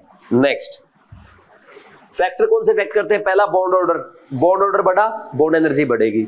साइज बढ़ेगा, बॉन्ड लेंथ बढ़ेगी, बॉन्ड एनर्जी कम होगी। डेल्टा एन, डेल्टा एन बढ़ेगा, बॉन्ड लेंथ घटती है, बॉन्ड एनर्जी बढ़ती है। तो ये एग्जांपल वही उल्टे करने सारे, कर लोगे ना? जो पीछे पड़े वो उल्टे कर दिए। Number of lone pair, bond energy inversely proportional to lone pair होती है, लेकिन it is only applicable to second period element, क्योंकि सेकंड पीरियड एलिमेंट का साइज छोटा था, उनमें लोन पेयर पल्सन ज्यादा होगा तो बॉन्ड एनर्जी कम हो जाएगी। ठीक, ये देखो, ये लोन पेयर पल्सन बढ़ेगा, नंबर ऑफ लोन पेयर बढ़ने से बॉन्ड एनर्जी कम हो जाती है। ठीक, लेकिन इसमें देखना, एक कार्बन नाइट्रोजन, कार्बन ऑक्सीजन, यहाँ पे लोन पेयर पल्सन नहीं है, तो लेफ्ट टू राइट जाएंगे, डेल्टा एन बढ़ेगा, बॉन्ड एनर्जी बढ़ेगी। थर्ड पीरियड में ऐसा कुछ नहीं होता, क्योंकि उनका साइज ऑलरेडी ज्यादा है। तो थर्ड पीरियड में लेफ्ट टू राइट जाने पे हम बोलेंगे साइज घटेगा, बॉन्ड एनर्जी बढ़ेगी। सेकंड पीरियड वालों की बॉन्ड एनर्जी थर्ड पीरियड वालों से कम होती है, क्योंकि सेकंड पीरियड वालों में साइज छोटा होने से रिपल्सन बढ़ता है, lone pair repulsion, bond energy घटता है। लेकिन ध्यान रखना कार्बन कार्बन में मत बोल देना लोन पेयर रिपल्सन है। कार्बन कार्बन की बॉन्ड एनर्जी सिलिकॉन से ज्यादा होगी, तभी तो कार्बन कार्बन इतने बॉन्ड बना रहे हैं, ऑर्गेनिक केमिस्ट्री बनती है पूरी, नहीं तो सिलिकॉन की केमिस्ट्री नहीं पढ़ते पूरी, है ना। ऑर्गेनिक केमिस्ट्री में 65 लेक्चर लगेंगे, 65। और सिलिकॉन को कितनी बार पढ़ते हो? सिलिकॉन बॉन्ड की बॉन्ड एनर्जी इतनी ज्यादा नहीं होती जितनी कार्बन कार्बन की है, ठीक है ना। नेक्स्ट, अच्छा एक वो लिखना चाहोगे क्या? एनसीईआरटी में है वैसे तो, पी ब्लॉक में भाई कहाँ लिखे, कहीं भी लिख लेना, आगे लिखवा दूंगा लास्ट क्वेश्चन में, या यहाँ लिख लो, यहाँ भी नहीं लिख पाओगे। साइज वाले में लिखना था, वो साइज वाले में यहाँ लिखना चाहो तो लिख लो।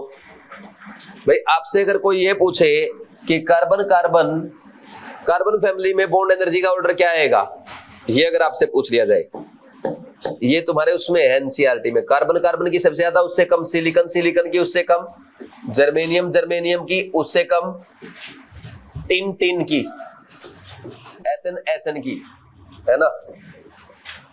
ये एनसीईआरटी में है, पी ब्लॉक की एनसीईआरटी में। और लेड बॉन्ड नहीं बनाता, लेड में बॉन्ड नहीं बनता है, इसमें बॉन्ड ही नहीं बनता है, ठीक कर दोगे, लिख लिया ना सबने। नेक्स्ट आगे बढ़ जाऊं फास्ट। Next bond angle. अच्छा ये मैंने बता ही दिया आपको सारे ऑर्डर, ये तो पता ना Cl2 Br2 से पीछे F2 चला जाएगा और उससे पीछे I2, और H2 की किसी भी सिंगल बॉन्ड से बॉन्ड एनर्जी ज्यादा होती है except HF। Next bond angle में आप 4 फैक्टर पढ़ते हैं। पहला फैक्टर हाइब्रिडाइजेशन, sp का सबसे ज्यादा उससे कम sp2 का सबसे कम sp3 का। अगर हाइब्रिडाइजेशन सेम हो जाए, दूसरा factor number of lone pair बढ़ेंगे तो बॉन्ड एंगल घटेगा। जैसे इनमें देखो सारे sp3 हाइब्रिडाइज है, 0 lone pair, 1 lone pair, 2 lone pair, bond angle घट गया। सेम इसमें है ये एग्जांपल जो किया। नेक्स्ट फिर क्या आएगा, कौन सा फैक्टर? Central atom. भाई hybridisation same, number of lone pair same, तो bond angle directly proportional to electronegativity of central atom. तो देखो H2 और H2S में दोनों sp3 लोन, दो लोन पेयर है, तो ऑक्सीजन की सेंट्रल एटम की इलेक्ट्रोनेगेटिविटी ज्यादा, इसलिए बॉन्ड एंगल ज्यादा आ जाएगा। तो ऐसे ही हाइड्राइड्स ऑफ ऑक्सीजन फैमिली या नाइट्रोजन फैमिली में डाउन द ग्रुप क्या होता है, बॉन्ड एंगल घटता है। ठीक, ड्रैगोज रूल को छोड़ दो, एनसीईआरटी में नहीं है। Next side atom, hybridization same, lone pair same, central atom same हो जाए तो bond angle directly proportional to size of side atom होता है। तो bond angle universally proportional to electronegativity of central atom होता है। तो इसमें देखो OF2 OCl2 में हाइब्रिडाइजेशन, लोन पेयर और सेंट्रल एटम सेम है, तो आपने देखा साइड एटम जिसका बड़ा उसका बॉन्ड एंगल ज्यादा। कर दोगे ये ऑर्डर ऐसे। नेक्स्ट देखो, अब ये क्वेश्चंस आपको करने थे, जब भी आपको बॉन्ड एंगल का क्वेश्चन सोल्व करना है सिर्फ 4 फैक्टर ध्यान रखने हैं। पहला फैक्टर क्या है?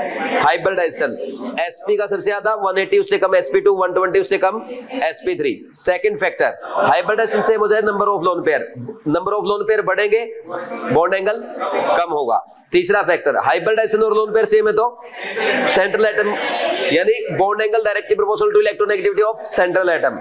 चौथा फैक्टर, अगर ये तीनों सेम है तो side atom, as size of side atom increase, bond angle decrease. ये सारे क्वेश्चन वैसे ही हो जाएंगे। ये देखो मेथेन, ये सारे क्या थे? sp3, 0 lone pair, 1 lone pair, सबसे बड़ा मीथेन, उससे छोटा NH3, फिर उससे छोटा H2O। इन दोनों में लोन पेयर सेम है, 2 है, दोनों में, तो H2S कम हो जाएगा क्योंकि उसका सेंट्रल एटम की इलेक्ट्रोनेगेटिविटी कम है। सिमिलर ये देखो sp का सबसे ज्यादा, फिर ये तीनों sp3 है, इसमें 0 lone pair, 1 lone pair, 2 lone pair, bond angle घट जाएगा।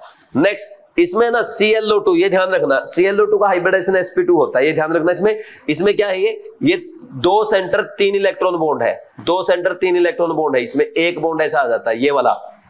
ठीक, और फिर OCl2 और ClO2 माइनस में दोनों में sp3, दो लोन पेयर है, तो आपने देख लिया सेंट्रल एटम की इलेक्ट्रोनेगेटिविटी ऑक्सीजन की ज्यादा, तो इसका OCl2 का बॉन्ड एंगल ज्यादा। फिर NO2 प्लस sp है, इसका बॉन्ड एंगल सबसे ज्यादा। NO3 माइनस और NO2 माइनस में NO3 माइनस का ज्यादा, क्योंकि इसके पास लोन पेयर नहीं है, इसके पास एक लोन पेयर है और दोनों sp2 है। कर लेंगे भाई। बैक बॉन्डिंग में क्या होता है, ये एक इंट्रामोलिकुलर फिनोमिना है जिसमें एक डोनर एटम एक्सेप्टर एटम को लोन पेयर डोनेट करता है जो उससे कोवेलेंट बॉन्ड के थ्रू जुड़ा हुआ है। जैसे यहाँ पे देखो, ये बोरोन के पास vacant orbital, fluorine covalent bond से जुड़ा, तो ये अपने लोन पेयर इसके वैकेंट ऑर्बिटल में कोऑर्डिनेट कर रहा है और पाई बॉन्ड बना रहा है, तो ये हो गई 2p पाई बैक बॉन्डिंग। ठीक, और अगर डायरेक्ट फ्लोरीन, ये फ्लोरीन इसको कोऑर्डिनेट करेगा तो वो कोऑर्डिनेट बॉन्ड होगा। तो कोऑर्डिनेट बॉन्ड और बैक बॉन्डिंग में डिफरेंस समझ में आ? जल्दी जो डोनर एटम होते हैं वो स्मॉल होते हैं, कार्बन, नाइट्रोजन, ऑक्सीजन, फ्लोरीन, लेकिन chlorine, bromine, iodine, phosphorus, sulphur भी कोऑर्डिनेट कर सकता है। नेक्स्ट, ये मैंने आपको कंपैरिजन करके दिखाया BF3 की बैक बॉन्डिंग, इसमें 2p पाई बैक बॉन्डिंग, जबकि PF3 में क्या होती है 2p पाई 3d पाई। तो ज्यादा अच्छी किसकी होगी? 2p पाई अच्छा ओवरलैप होगा ना, तो BF3 में PF3 की बजाय अच्छी बैक बॉन्डिंग होती है। अब आ जाओ एप्लीकेशन में। पहली एप्लीकेशन थी एसिडिक स्ट्रेंथ, BF3 से ज्यादा BaCl3 की, उससे ज्यादा BBr3 की, उससे ज्यादा Bi3 की। ऐसा क्यों? क्योंकि BF3 में क्या होता है 2p पाई बैक बॉन्डिंग होने की वजह से इलेक्ट्रॉन डेफिशिएंसी कम हो जाएगी और इसका लुईस एसिड करैक्टर घट जाता है। क्यों? क्योंकि यहाँ पे 2p पाई है और Bi3 में क्या है 2p पाई 5p पाई। यहाँ बैक बॉन्डिंग अच्छे से नहीं होगी, इलेक्ट्रॉन डेफिशिएंसी ज्यादा, एसिडिक स्ट्रेंथ ज्यादा होगा। समझ आया? नेक्स्ट, CHF3 ज्यादा, CHCl3 की एसिडिक स्ट्रेंथ। क्यों? क्योंकि इनका है ना दोनों को H+ हटाओ, एनायन बना लिया, CF3- CCl3-। CCl3- में क्या होगा? क्लोरीन के पास वैकेंट ऑर्बिटल है, तो यहाँ पे बैक बॉन्डिंग हो जाएगी, जिसके कारण नेगेटिव चार्ज डेंसिटी घटेगी। जब भी एनायन की नेगेटिव चार्ज डेंसिटी घटती है उसकी स्टेबिलिटी बढ़ती है, जिसके कारण कंजुगेट्स एनायन की स्टेबिलिटी बढ़ने से एसिडिक स्ट्रेंथ बढ़ जाएगी। लेकिन CF3 में ऐसा बैक बॉन्डिंग नहीं होता है। बोलो कोई डाउट नहीं ना? नेक्स्ट, CH3 थ्राइस COH से ज्यादा एसिडिक स्ट्रेंथ होगी CH3 थ्राइस CSiOH की। क्यों? क्योंकि इनका जो कंजुगेट एनायन बनेगा, तो इस केस में ऑक्सीजन का नेगेटिव चार्ज सिलिकॉन के साथ क्या करेगा? बैक बॉन्डिंग करेगा, जिसके कारण इसकी स्टेबिलिटी बढ़ जाएगी, जबकि इसमें ऐसा नहीं होगा। तो एसिडिक स्ट्रेंथ इसकी ज्यादा हो जाएगी due to stability. Basic strength, ये ट्राइमिथाइलमाइन, ये ट्राइसिलाइलमाइन। ट्राइसिलाइलमाइन में सिलिकॉन के पास वैकेंट ऑर्बिटल होने की वजह से नाइट्रोजन अपना लोन पेयर कोऑर्डिनेट कर देगा, इसके वैकेंट ऑर्बिटल में बैक बॉन्डिंग करेगा। बैक बॉन्डिंग के कारण नाइट्रोजन पे इलेक्ट्रॉन डेंसिटी घटेगी, जिससे लुईस बेसिक करैक्टर घट जाता है। यहाँ पे बैक बॉन्डिंग नहीं होगी, जिससे लोन पेयर नाइट्रोजन पे एच रहेगा, यानी इलेक्ट्रॉन डेंसिटी ज्यादा होगी, तो बेसिक स्ट्रेंथ ज्यादा रहेगी। Next, bond length. भाई BF3 से ज्यादा BF4- की BF बॉन्ड लेंथ होगी। क्यों? क्योंकि BF3 में बैक बॉन्डिंग की वजह से पार्शियल डबल बॉन्ड करैक्टर आ जाता है, जिसके कारण बॉन्ड लेंथ घट जाएगी। सिमिलरली BF3 में पार्शियल डबल बॉन्ड करैक्टर है, तो इससे ज्यादा तो BF3.NH3 की भी होगी, क्योंकि इसमें चारों सिंगल बॉन्ड है, तो BF सिंगल बॉन्ड होता है। ठीक। नेक्स्ट, BOS थ्राइस से ज्यादा BOH4- में BO बॉन्ड लेंथ होगी। क्यों? क्योंकि BOS थ्राइस में तो क्या है बैक बॉन्डिंग कर जाएगा लाइक BF3, तो पार्शियल डबल बॉन्ड करैक्टर आएगा, बॉन्ड लेंथ घट जाएगी। यहाँ पे बैक बॉन्डिंग नहीं है, चारों क्या है सिंगल बॉन्ड है, बॉन्ड लेंथ ज्यादा रहेगी। अब जो BOS थ्राइस है या H3BO3 है, ये बोरिक एसिड कहलाता है। बोरिक एसिड कभी भी आर्सेनिक एसिड का काम नहीं करता, ये लुईस एसिड का काम करता है, क्योंकि इसके पास वैकेंट ऑर्बिटल होता है और ये वाटर से OH- एक्सेप्ट करता है और H+ देता है। ये वीक मोनोबेसिक एसिड जरूर है। मोनोबेसिक एसिड का मतलब होता है एक H+ डोनेट करने वाला, लेकिन ये आर्सेनिक एसिड नहीं है। क्यों? क्योंकि ये लुईस एसिड का काम करता है, वाटर से OH- एक्सेप्ट करके वाटर का H+ रिलीज करता है। Next, structure. ट्राइमिथाइलमाइन क्या है? पिरामिडल है, जबकि ट्राइसिलाइलमाइन बैक बॉन्डिंग होने की वजह से क्या हो जाएगा? प्लेनर हो जाएगा। ये देख रहे हो ना आप, नाइट्रोजन के 3d ऑर्बिटल में, वैकेंट 3d ऑर्बिटल में अपना लोन पेयर कोऑर्डिनेट करेगा, जैसा पीछे आपने देखा। उसके कारण इसमें पार्शियल डबल बॉन्ड करैक्टर आ जाएगा और तीनों ये क्या हो जाएंगे? प्लेनर हो जाएंगे। जबकि उसमें बैक बॉन्डिंग नहीं हो पाती, वो पिरामिडल ही रहेगा। इनऑर्गेनिक बेंजीन जो होता है, बोरोजिन, जिसका फॉर्मूला होता है B3N3H6, वो क्या होता है? ऑर्गेनिक बेंजीन की तरह ये प्लेनर है ड्यू टू बैक बॉन्डिंग। क्योंकि नाइट्रोजन क्या करता है? बोरोन को अपना लोन पेयर कोऑर्डिनेट करेगा, जिसके कारण नाइट्रोजन और बोरोन दोनों sp2 हाइब्रिडाइज हो जाएंगे, जिसके कारण उनका ज्योमेट्री ट्राइगोनल प्लेनर हो जाएगा, शेप भी ट्राइगोनल प्लेनर हो जाएगा। और इनऑर्गेनिक बेंजीन ऑर्गेनिक बेंजीन से ज्यादा रिएक्टिव होता है। इसका रीजन ये है कि इनऑर्गेनिक बेंजीन में पोलर पाई बॉन्ड होता है और पोलर पाई बॉन्ड की रिएक्टिविटी हमेशा ही नॉन पोलर पाई बॉन्ड से ज्यादा होती है। बोलो कोई डाउट है क्या? Dipole moment. डाइपोल मोमेंट क्या होता है? It is defined as product of magnitude of charge and distance between their centers। ऐसा ही आप फिजिक्स में पढ़ते हो, लेकिन केमिस्ट्री में हम क्या पढ़ेंगे? जो मॉलिक्यूल है, तो मॉलिक्यूल में क्या होगा? बॉन्ड में इलेक्ट्रोनेगेटिविटी डिफरेंस होने के कारण एक पे प्लस आएगा, एक पे माइनस। तो जो इलेक्ट्रोपॉजिटिव एटम है उससे इलेक्ट्रोनेगेटिव एटम की तरफ इलेक्ट्रॉन शिफ्ट होते हैं, तो उसी डायरेक्शन में हम क्या दिखाते हैं? डाइपोल मोमेंट का डायरेक्शन दिखाते हैं, क्योंकि ये वेक्टर क्वांटिटी है। तो न्यू इज इक्वल टू क्या हो जाएगा? Q into D। It is vector quantity, है ना। और यूनिट होती है D by Peter D by के नाम पे यूनिट दी गई है, जो साइंटिस्ट है जिनको नोबेल प्राइज मिला था। नेक्स्ट, 1 डी बाई होता है 3.34 इंटू 10 की पावर -30 कूलोम इंटू मीटर, या 1 इंटू 10 की पावर -18 ESU डॉट सेंटीमीटर। ठीक, ये SI यूनिट, ये CGS। अब देखो, लोन पेयर मूवमेंट होता है एक लोन पेयर का मूवमेंट, उसको orbital movement of lone pair भी बोलते हैं। तो ये क्या होता है? अवे फ्रॉम न्यूक्लियस होता है। बॉन्ड पेयर मूवमेंट इलेक्ट्रोपॉजिटिव से इलेक्ट्रोनेगेटिव एटम की तरफ। Lone pair movement bond pair movement कभी भी इक्वल नहीं हो सकता है। प्योर ऑर्बिटल का न्यू जीरो आता है, हाइब्रिड ऑर्बिटल का नॉन जीरो होता है। ये आपसे कोई नहीं पूछेगा, ठीक।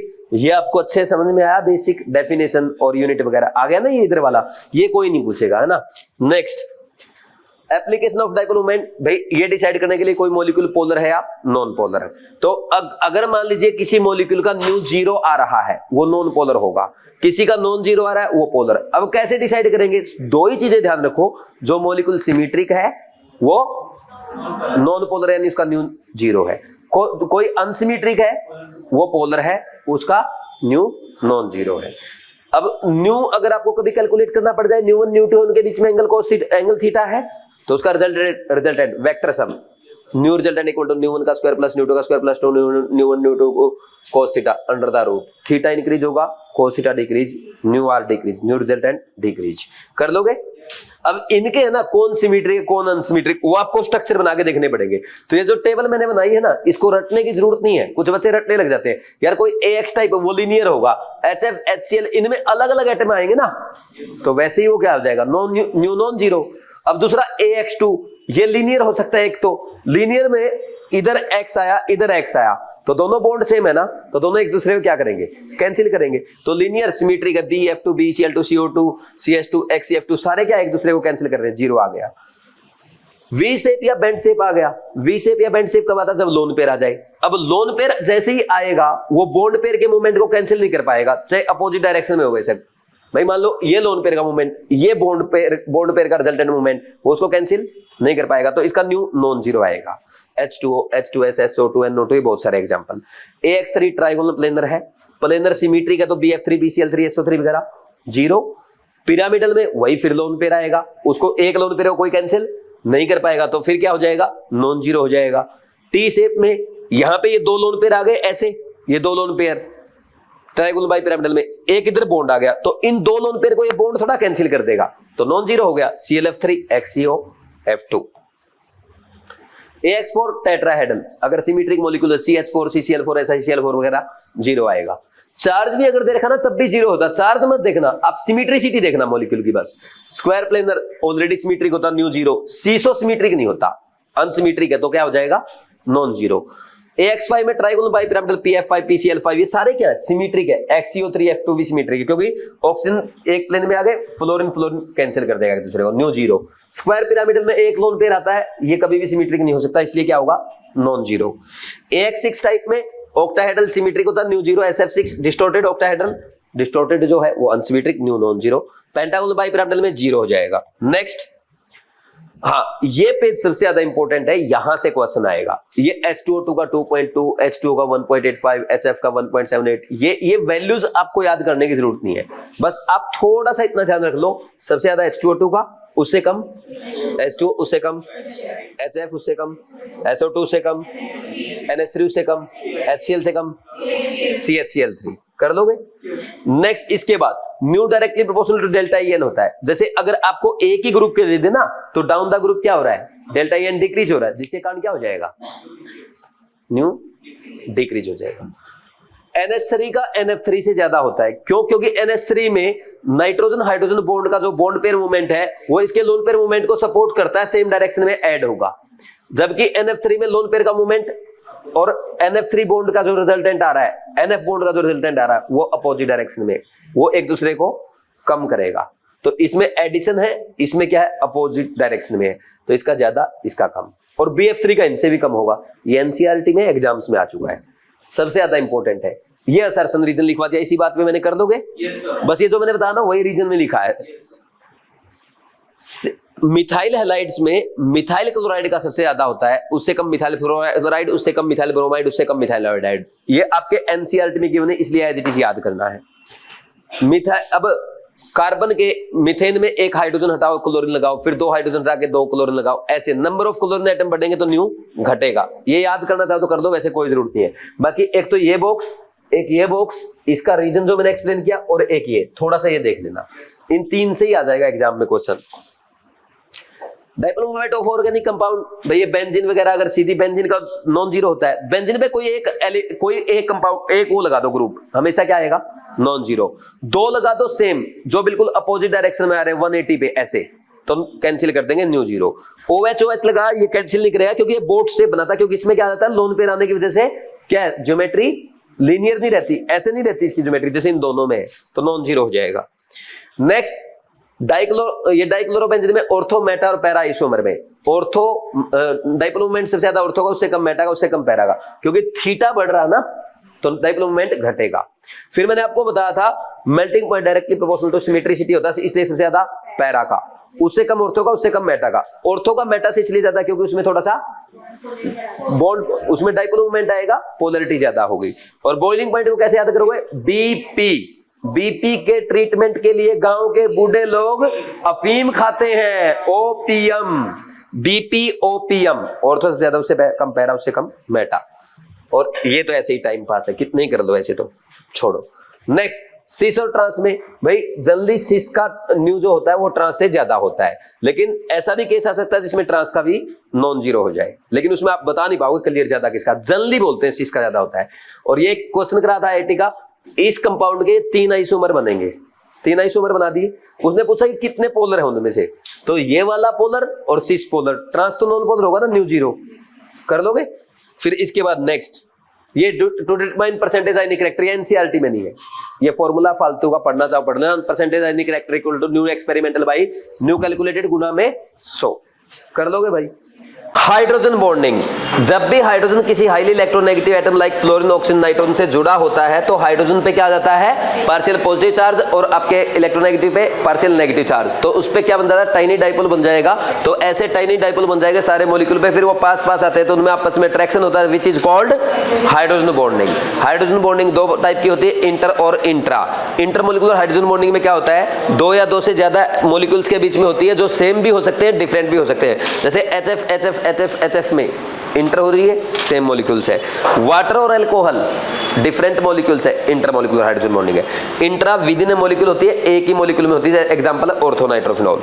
सबसे पहला applications of intermolecular hydrogen bonding, physical state HFH2 तो लिक्विड है due to intermolecular hydrogen bonding, जबकि H2 और H2S और HCl गैस है। एसीटोन लिक्विड है और यूरिया सॉलिड, क्योंकि यूरिया में क्या हो जाती है इंटरमॉलिक्यूलर हाइड्रोजन बॉन्डिंग। कोई नहीं पूछेगा इनको, ये आइस में हाइड्रोजन बॉन्डिंग कैसे होती है वो स्ट्रक्चर है।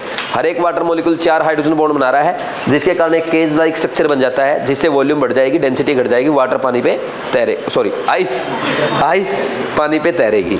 ठीक, आइस की मैक्सिमम डेंसिटी क्या होती है 4 डिग्री सेल्सियस पे। ये बेसिक नॉलेज है, ये आपको पता होनी चाहिए, बचपन में पढ़ी भी होती है।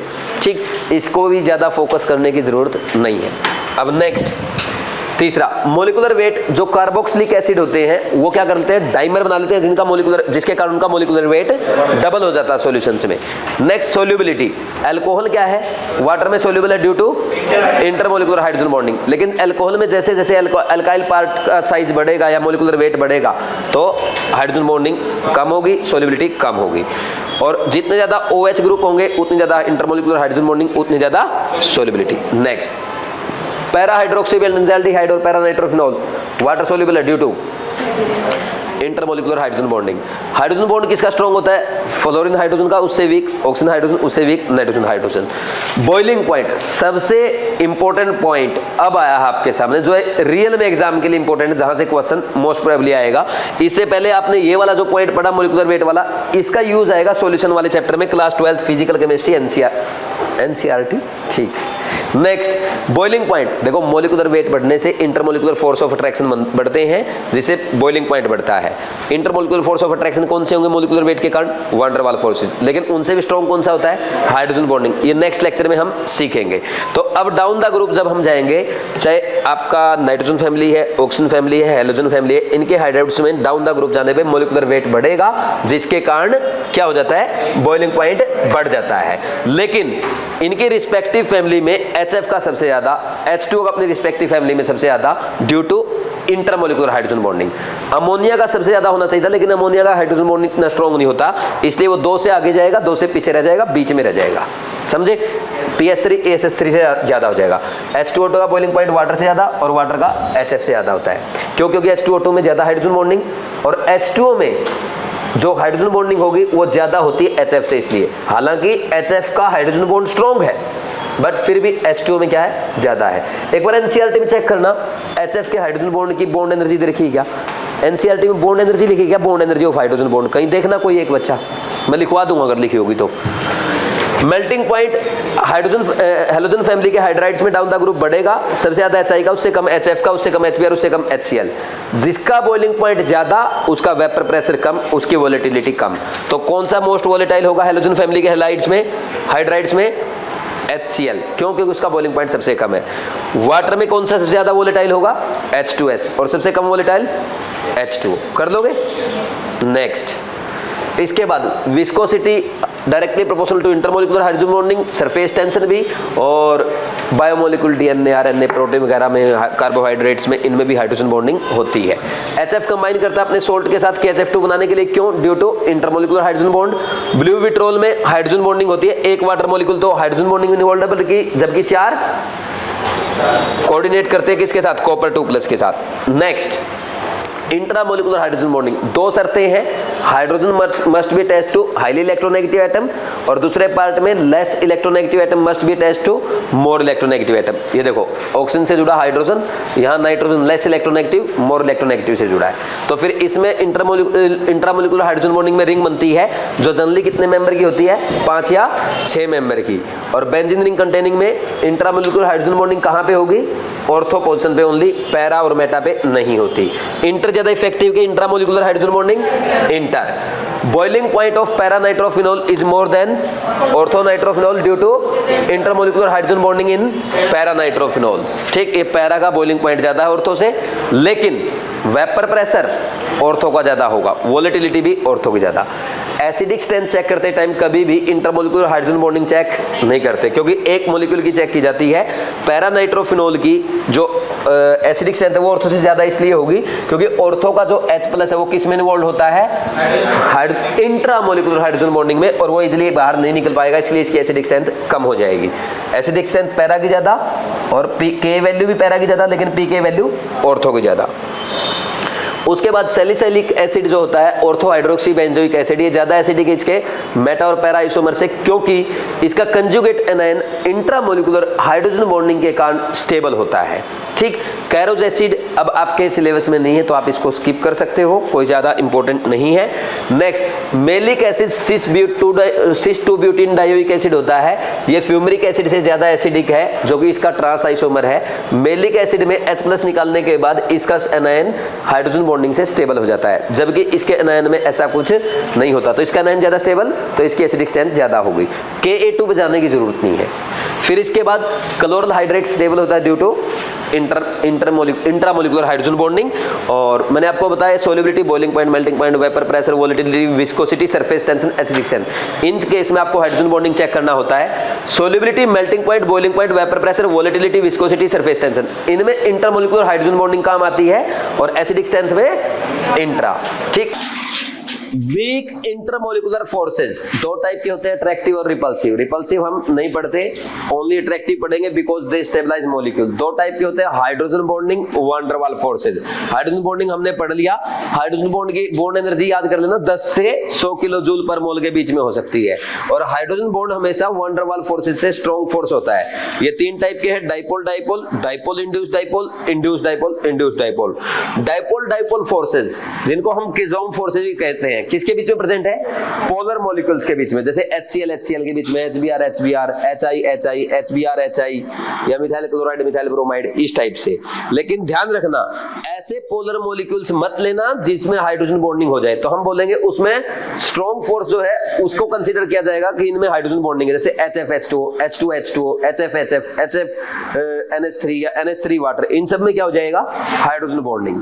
ठीक, इधर आ जाओ, डाइपोल इंड्यूस्ड डाइपोल, पोलर और एक नॉन पोलर। तो पोलर मॉलिक्यूल क्या करेगा, नॉन पोलर मॉलिक्यूल को इंड्यूस कर देता है, उसको कहते हैं dipole induced dipole forces, that is D forces. एक पोलर मॉलिक्यूल लो HCl, एक non polar Cl2, methyl chloride CCl4, HBr Br2, कर लोगे ऐसे। इंड्यूस्ड डाइपोल इसमें दोनों ही नॉन पोलर मॉलिक्यूल होते हैं और एक नॉन पोलर मॉलिक्यूल जो है वो किसी तरह से वाइब्रेशन की वजह से, टेम्परेचर चेंज की वजह से, अगर उसमें कुछ इलेक्ट्रॉनिक डिस्ट्रीब्यूशन में क्या हो जाए, इलेक्ट्रॉनिक डिस्ट्रीब्यूशन का चेंज हो जाए, उसमें पार्शियल नेगेटिव और पार्शियल पॉजिटिव चार्ज आ जाए तो इंड्यूस हो जाएगा। फिर जब वो दूसरे के पास जाएगा उसको भी इंड्यूस कर देता है। तो दोनों इंड्यूस डाइपोल हो गए। तो इसमें दोनों non polar, neon, argon, Cl2, CCl4, Br2 argon, इस टाइप से। ठीक, नेक्स्ट इनकी स्ट्रेंथ, हाइड्रोजन बॉन्ड सबसे स्ट्रॉन्ग, उससे वीक, डाइपोल उससे वीक, डाइपोल इंड्यूस्ड डाइपोल, फिर सबसे वीक होता है इंड्यूस्ड डाइपोल। इनकी जो एनर्जी के ऑर्डर है वो आपको याद करने की जरूरत नहीं है, ये एनसीईआरटी में है स्टेट ऑफ मैटर में, लेकिन चैप्टर हट गया, एग्जाम में नहीं आएगा।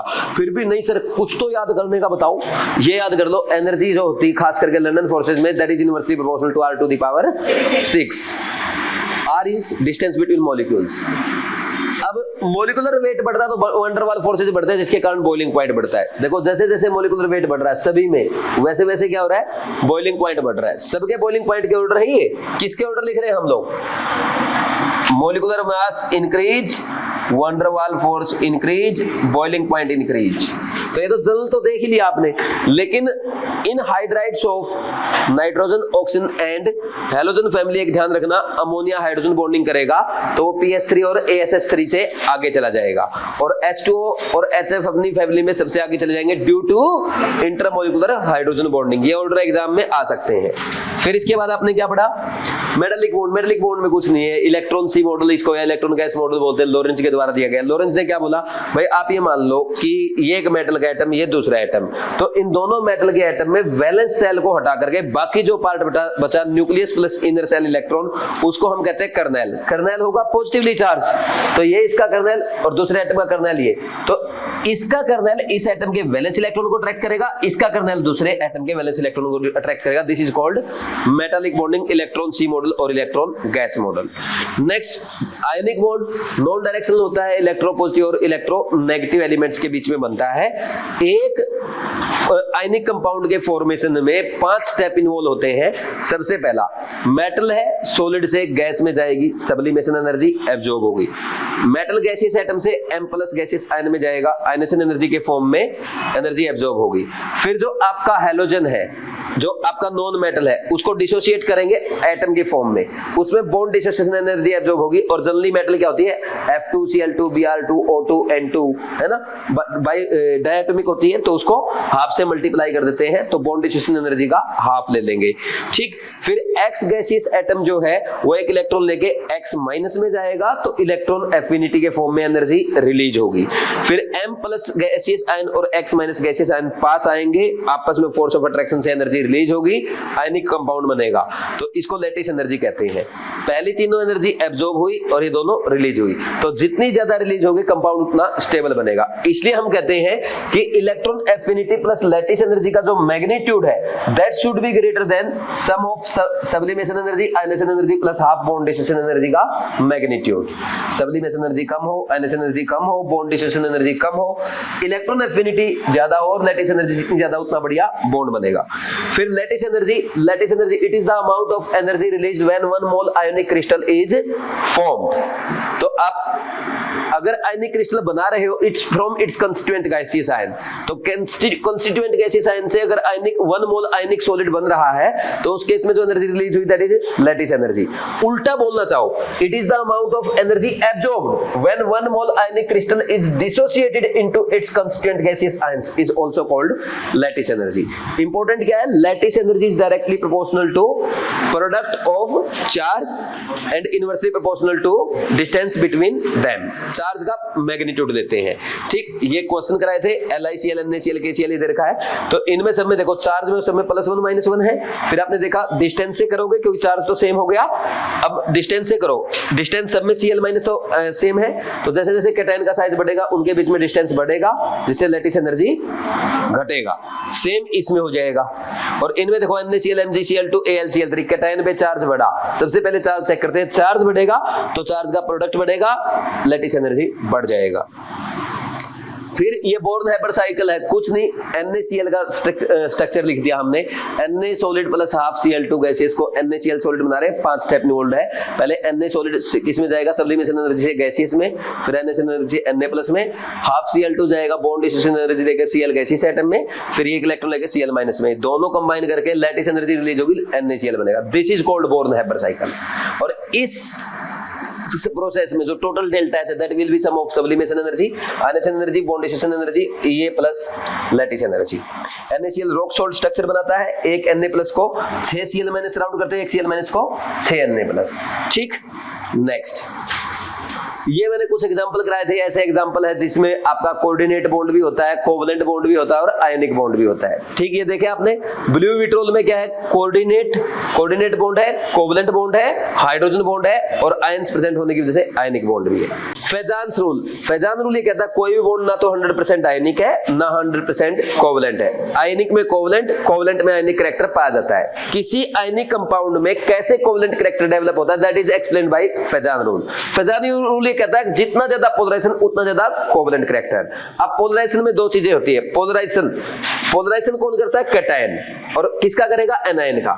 पोलराइजेशन पावर बात की जाएगी कैटायन के लिए, पोलराइजेबिलिटी बात की जाएगी एनायन के लिए। तो कैटायन की क्या होती है, पोलराइजेशन पावर, और पोलराइजेबिलिटी होती है ability of anion to get polarised. अब फैक्टर्स पे चलते हैं सीधा।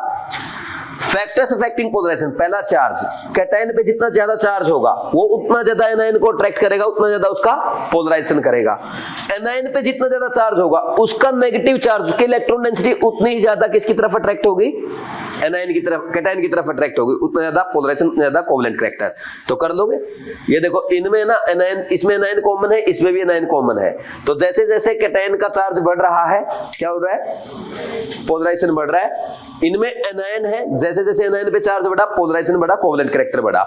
ठीक, साइज ऑफ कैटायन, कैटायन जितना छोटा होगा ना पोलराइजेशन उतना ज्यादा। तो कैटायन का साइज जैसे जैसे बढ़ रहा है पोलराइजेशन घट रहा है। सबसे पहले देख लिया करो कॉमन आयन क्या है, एनायन कॉमन है तो कैटायन से सोल्व कर रहे हो। Next size of anion, polarisation directly proportional to size of anion. यहां पे हमने देखा सब दोनों में क्या कैटायन कॉमन है, तो fluoride, chloride, bromide, iodide, size of anion बढ़ा, पोलराइजेशन बढ़ा, कोवलेंट कैरेक्टर बढ़ जाएगा। बोलो कोई doubt. Next charge density, generally अगर हम बात करें चार्ज डेंसिटी जिस पे ज्यादा होगी, चार्ज बाय रेडियस रेशियो जिसका ज्यादा होगा उसका पोलराइजेशन ज्यादा होता है। ये आपके एनसीईआरटी में नहीं है, इसको चाहो तो स्किप कर सकते हो, ये ज्यादा इंपॉर्टेंट नहीं है। फोर्थ वाला पॉइंट।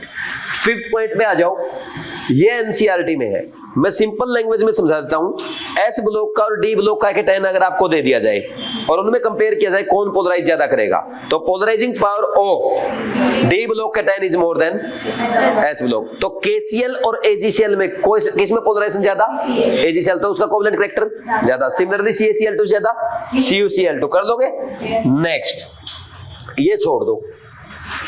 ठीक, सही देखा जाए according to NCERT lecture complete हो गया।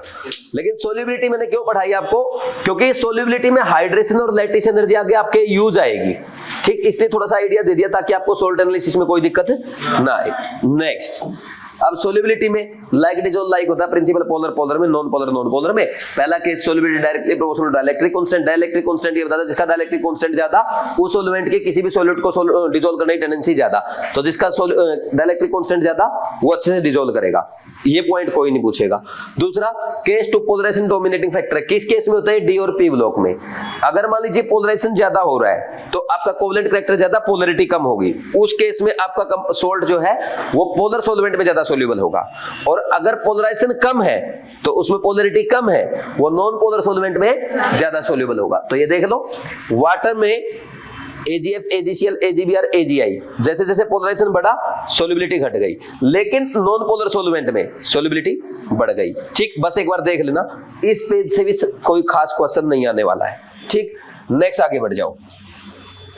अब केस 2, केस 3, जब हाइड्रेशन और लैटिस एनर्जी डोमिनेटिंग फैक्टर हो, ये आता है एस ब्लॉक में। जितना ज्यादा हाइड्रेशन उतनी ज्यादा सोल्यूबिलिटी, और जितनी ज्यादा लैटिस एनर्जी यानी जितना ज्यादा अट्रैक्शन है आपके कैटायन एनायन में उतना कम उनका डिसोल्यूशन होगा, उतनी कम उनकी सोल्यूबिलिटी होगी। तो as hydration energy increase solubility increase, lattice energy increase, solubility decrease.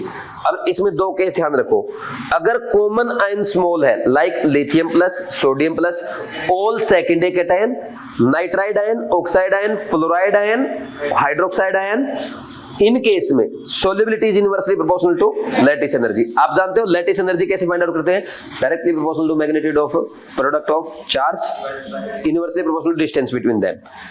अगर कॉमन आयन लार्ज है, potassium, rubidium, caesium, chloride, bromide, iodide, carbonate, bicarbonate, sulphate, sulphite, nitrate, nitrite, chlorate, phosphate, oxalate etcetera, जो भी polyatomic आ रहे हैं इस side, एक OH minus तो छोटा होता है वो इधर आ गया, तो ये सारे क्या बड़े हैं? Solubility directly proportional to hydration energy, और hydration directly proportional to charge by charge, inversely proportional to size. एक बात का और ध्यान रखना, कार्बोनेट और बाइकार्बोनेट अल्कली मेटल के साथ स्मॉल आयन की तरह बिहेव करते हैं। नेक्स्ट, अब देखो ये ऑक्साइड, ये हाइड्रोक्साइड, इनमें एनायन छोटा है, एनायन कॉमन एनायन छोटा है, छोटा तो inversely proportional to lattice energy. Down the group जाओगे, कैटायन का साइज बड़ा, जिसके कारण उनके बीच में डिस्टेंस बढ़ेगा, लैटिस एनर्जी घटेगा, सोल्युबिलिटी घटेगा, दोनों में देख लो, सोल्युबिलिटी बढ़ेगा, सॉरी। ऐसे ही कार्बोनेट और बाइकार्बोनेट ऑफ अल्कली मेटल में डाउन द ग्रुप बढ़ जाएगा, क्योंकि ये स्मॉल आयन का काम करेंगे। Carbonate and bicarbonate of alkaline earth metal कोई खास इंपॉर्टेंट है नहीं, बाकी इनका ऑर्डर उल्टा हो जाएगा, क्योंकि ये सेकंड डे में किसका काम करते हैं? लार्ज का काम करते हैं। डाउन द ग्रुप इनमें सोल्युबिलिटी घट जाएगी। Next, sulphate, sulphite, nitrate, nitride, phosphate, इन सब में लार्ज है ना, तो क्या होगा? लार्ज होने की वजह से हाइड्रेशन एनर्जी के अकॉर्डिंग करेंगे, तो डाउन द ग्रुप जाएंगे, कैटायन का साइज बढ़ेगा, हाइड्रेशन कम, सोल्युबिलिटी कम, सब में देख लो ऑर्डर। कर लोगे नहीं कर लोगे? ये जो मैंने असर्शन रीजन कराए हैं, ये एस ब्लॉक की एनसीईआरटी में सिर्फ प्रैक्टिस के लिए कराए, करना चाहो तो कर दो। ऐसा assertion reason I think examiner नहीं पूछेगा, ठीक, क्योंकि अब एस ब्लॉक हट चुका है। ये बस मैं आपको ना ये सिखाने के लिए, चीजों को समझाने के लिए करा रहा था। नेक्स्ट, फ्लोराइड स्मॉल होता है तो डाउन द ग्रुप वही ऑक्साइड और हाइड्रोक्साइड वाला ऑर्डर आएगा, डाउन द ग्रुप सोल्युबिलिटी बढ़ेगी। ध्यान रखना BeF2 मोस्ट सोल्यूबल है एक्सपेरिमेंटली, ठीक, अपने मेटल, अपनी फैमिली के फ्लोराइड्स में।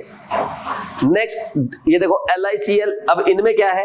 क्लोराइड, ब्रोमाइड, आयोडाइड बड़े हैं, तो डाउन द ग्रुप सोल्युबिलिटी घटेगी, जैसे पीछे सल्फेट सल्फाइड की देखी थी। लेकिन एक ध्यान रखना, CaCl, RbCl एक्सेप्शनली इन दोनों से, NaCl, KCl से आगे आ जाएंगे, और सोडियम आयोडाइड अपने ग्रुप में सबसे आगे आ जाएगा, बाकी कोई एक्सेप्शन नहीं। 2 पॉइंट केस 1 केस 2 पढ़े शुरू में, ठीक, और 1 2 3 ये पॉइंट ध्यान रखने, बाकी सारे क्वेश्चन हो जाएंगे। कर लोगे ऐसे? फिर ये असर्शन रीजन स्टेटमेंट कराए थे, ये करना चाहो तो कर सकते, बहुत ज्यादा इंपॉर्टेंट नहीं है, ठीक, क्योंकि ये भी एस ब्लॉक के एनसीईआरटी की लाइन से, ये सिर्फ प्रैक्टिस के लिए, रिमाइंड कराने के लिए। सबसे पहले थर्मल स्टेबिलिटी। थर्मल स्टेबिलिटी में क्या है? 2 केस याद करने। केस 1, अगर आपका common anion monoatomic like oxide, nitride, hydride, halide, तो इस केस में क्या होता है? डाउन द ग्रुप जाएंगे, कैटायन का साइज बढ़ेगा, कैटायन और एनायन की पैकिंग एफिशिएंसी अच्छी नहीं होगी, thermal stability down the group घट जाएगी। और हाइड्राइड में एक बात ध्यान रखो, जिसकी थर्मल स्टेबिलिटी कम होती है उसका रिड्यूसिंग करैक्टर ज्यादा होता है, बस पढ़ दो, ठीक। नेक्स्ट, कॉमन एनायन अगर लार्ज है like hydroxide, carbonate, bicarbonate, sulphate, sulphite, nitrite, nitrate, oxalate, perchlorate, phosphate etcetera, तो डाउन द ग्रुप जाएंगे, कैटायन का साइज बढ़ेगा, एनायन भी बढ़ा, कैटायन भी बढ़ा, पैकिंग एफिशिएंसी ज्यादा, थर्मल स्टेबिलिटी ज्यादा, तो ये ऑर्डर कर लोगे। और BeCO3 है ना, सबसे कम स्टेबल होगा अल्कलाइन अर्थ मेटल के कार्बोनेट्स में, तो इतना कम स्टेबल होता है, उसको हम किस में रखते हैं? CO2 के एटमॉस्फेयर में रखते हैं, क्योंकि टूट के है ना उसकी CO2 उड़ जाती है, तो इसको बंद उस कंटेनर में CO2 में रखा जाता है।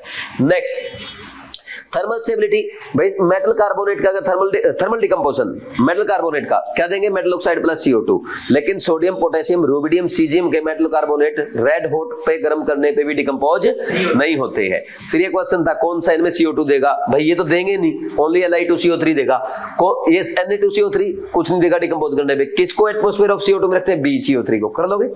ये 1-2 पॉइंट बताए, oxide of Ag and Hg come stable होते हैं, वो फर्दर मेटल और ऑक्सीजन गैस देते हैं, ठीक। इसके बाद thermal decomposition of bicarbonate, metal bicarbonate क्या देगा, metal carbonate plus CO2 plus water. ठीक, ये मेटल बाइकार्बोनेट से मेटल कार्बोनेट CO2 और वाटर मिल रहा है। ठीक, अल्कली मेटल के बाइकार्बोनेट सॉलिड होते हैं लेकिन LiHCO3 लिक्विड होता है, ये कोई इंपॉर्टेंट पॉइंट नहीं है। ठीक, क्योंकि एस ब्लॉक हट चुका है। Thermal decomposition of metal hydroxide क्या देंगे, मेटल ऑक्साइड प्लस वाटर देंगे, लेकिन सोडियम पोटेशियम रुबिडियम सीजियम के डिकम्पोज नहीं होंगे। बेसिक मेटल कार्बोनेट, इसका मतलब ये कि इनमें मेटल कार्बोनेट भी आ गया और मेटल हाइड्रोक्साइड भी आ गया, तो मेटल कार्बोनेट मेटल हाइड्रोक्साइड दोनों क्या करेंगे, मेटल ऑक्साइड, हाइड्रोक्साइड से वाटर और कार्बोनेट से CO2, बस। मेटल नाइट्राइड क्या देंगे, हीट कर देंगे metal plus N2 gas. Alkali metal में ओनली लिथियम क्या करता है, नाइट्राइड बनाता है, क्योंकि वो N2 गैस के साथ रिएक्ट करेगा, बाकी रिएक्ट भी नहीं करते। फिर इसके बाद नाइट्रेट्स के डिकम्पोजिशन में मेटल नाइट्रेट क्या देगी, metal oxide plus NO2 gas, जो कि ब्राउन कलर्ड गैस है, साथ में O2, और दोनों पैरामैग्नेटिक गैस होती हैं ये।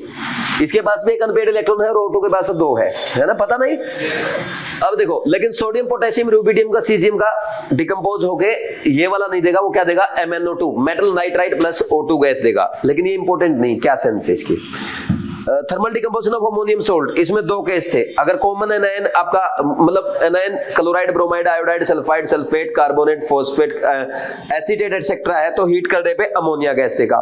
और अगर आपका नाइट्राइट, नाइट्रेट, डाइक्रोमेट, आयोडेट है, परक्लोरेट है, तो क्या देगा, N2 गैस। देख लो ये वाला, अगर इस पेज पे आपको कुछ याद करना है, ये एक लाइन याद कर देना, अमोनियम डाइक्रोमेट जो होता है हीट करने पे अमोनिया गैस के N2 गैस के साथ साथ ग्रीन सॉलिड Cr2O3 और वाटर देता है।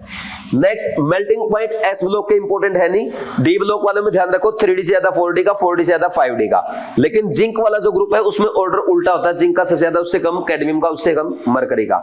मेल्टिंग पॉइंट मेटल्स में directly proportional to unpaired electrons होता है।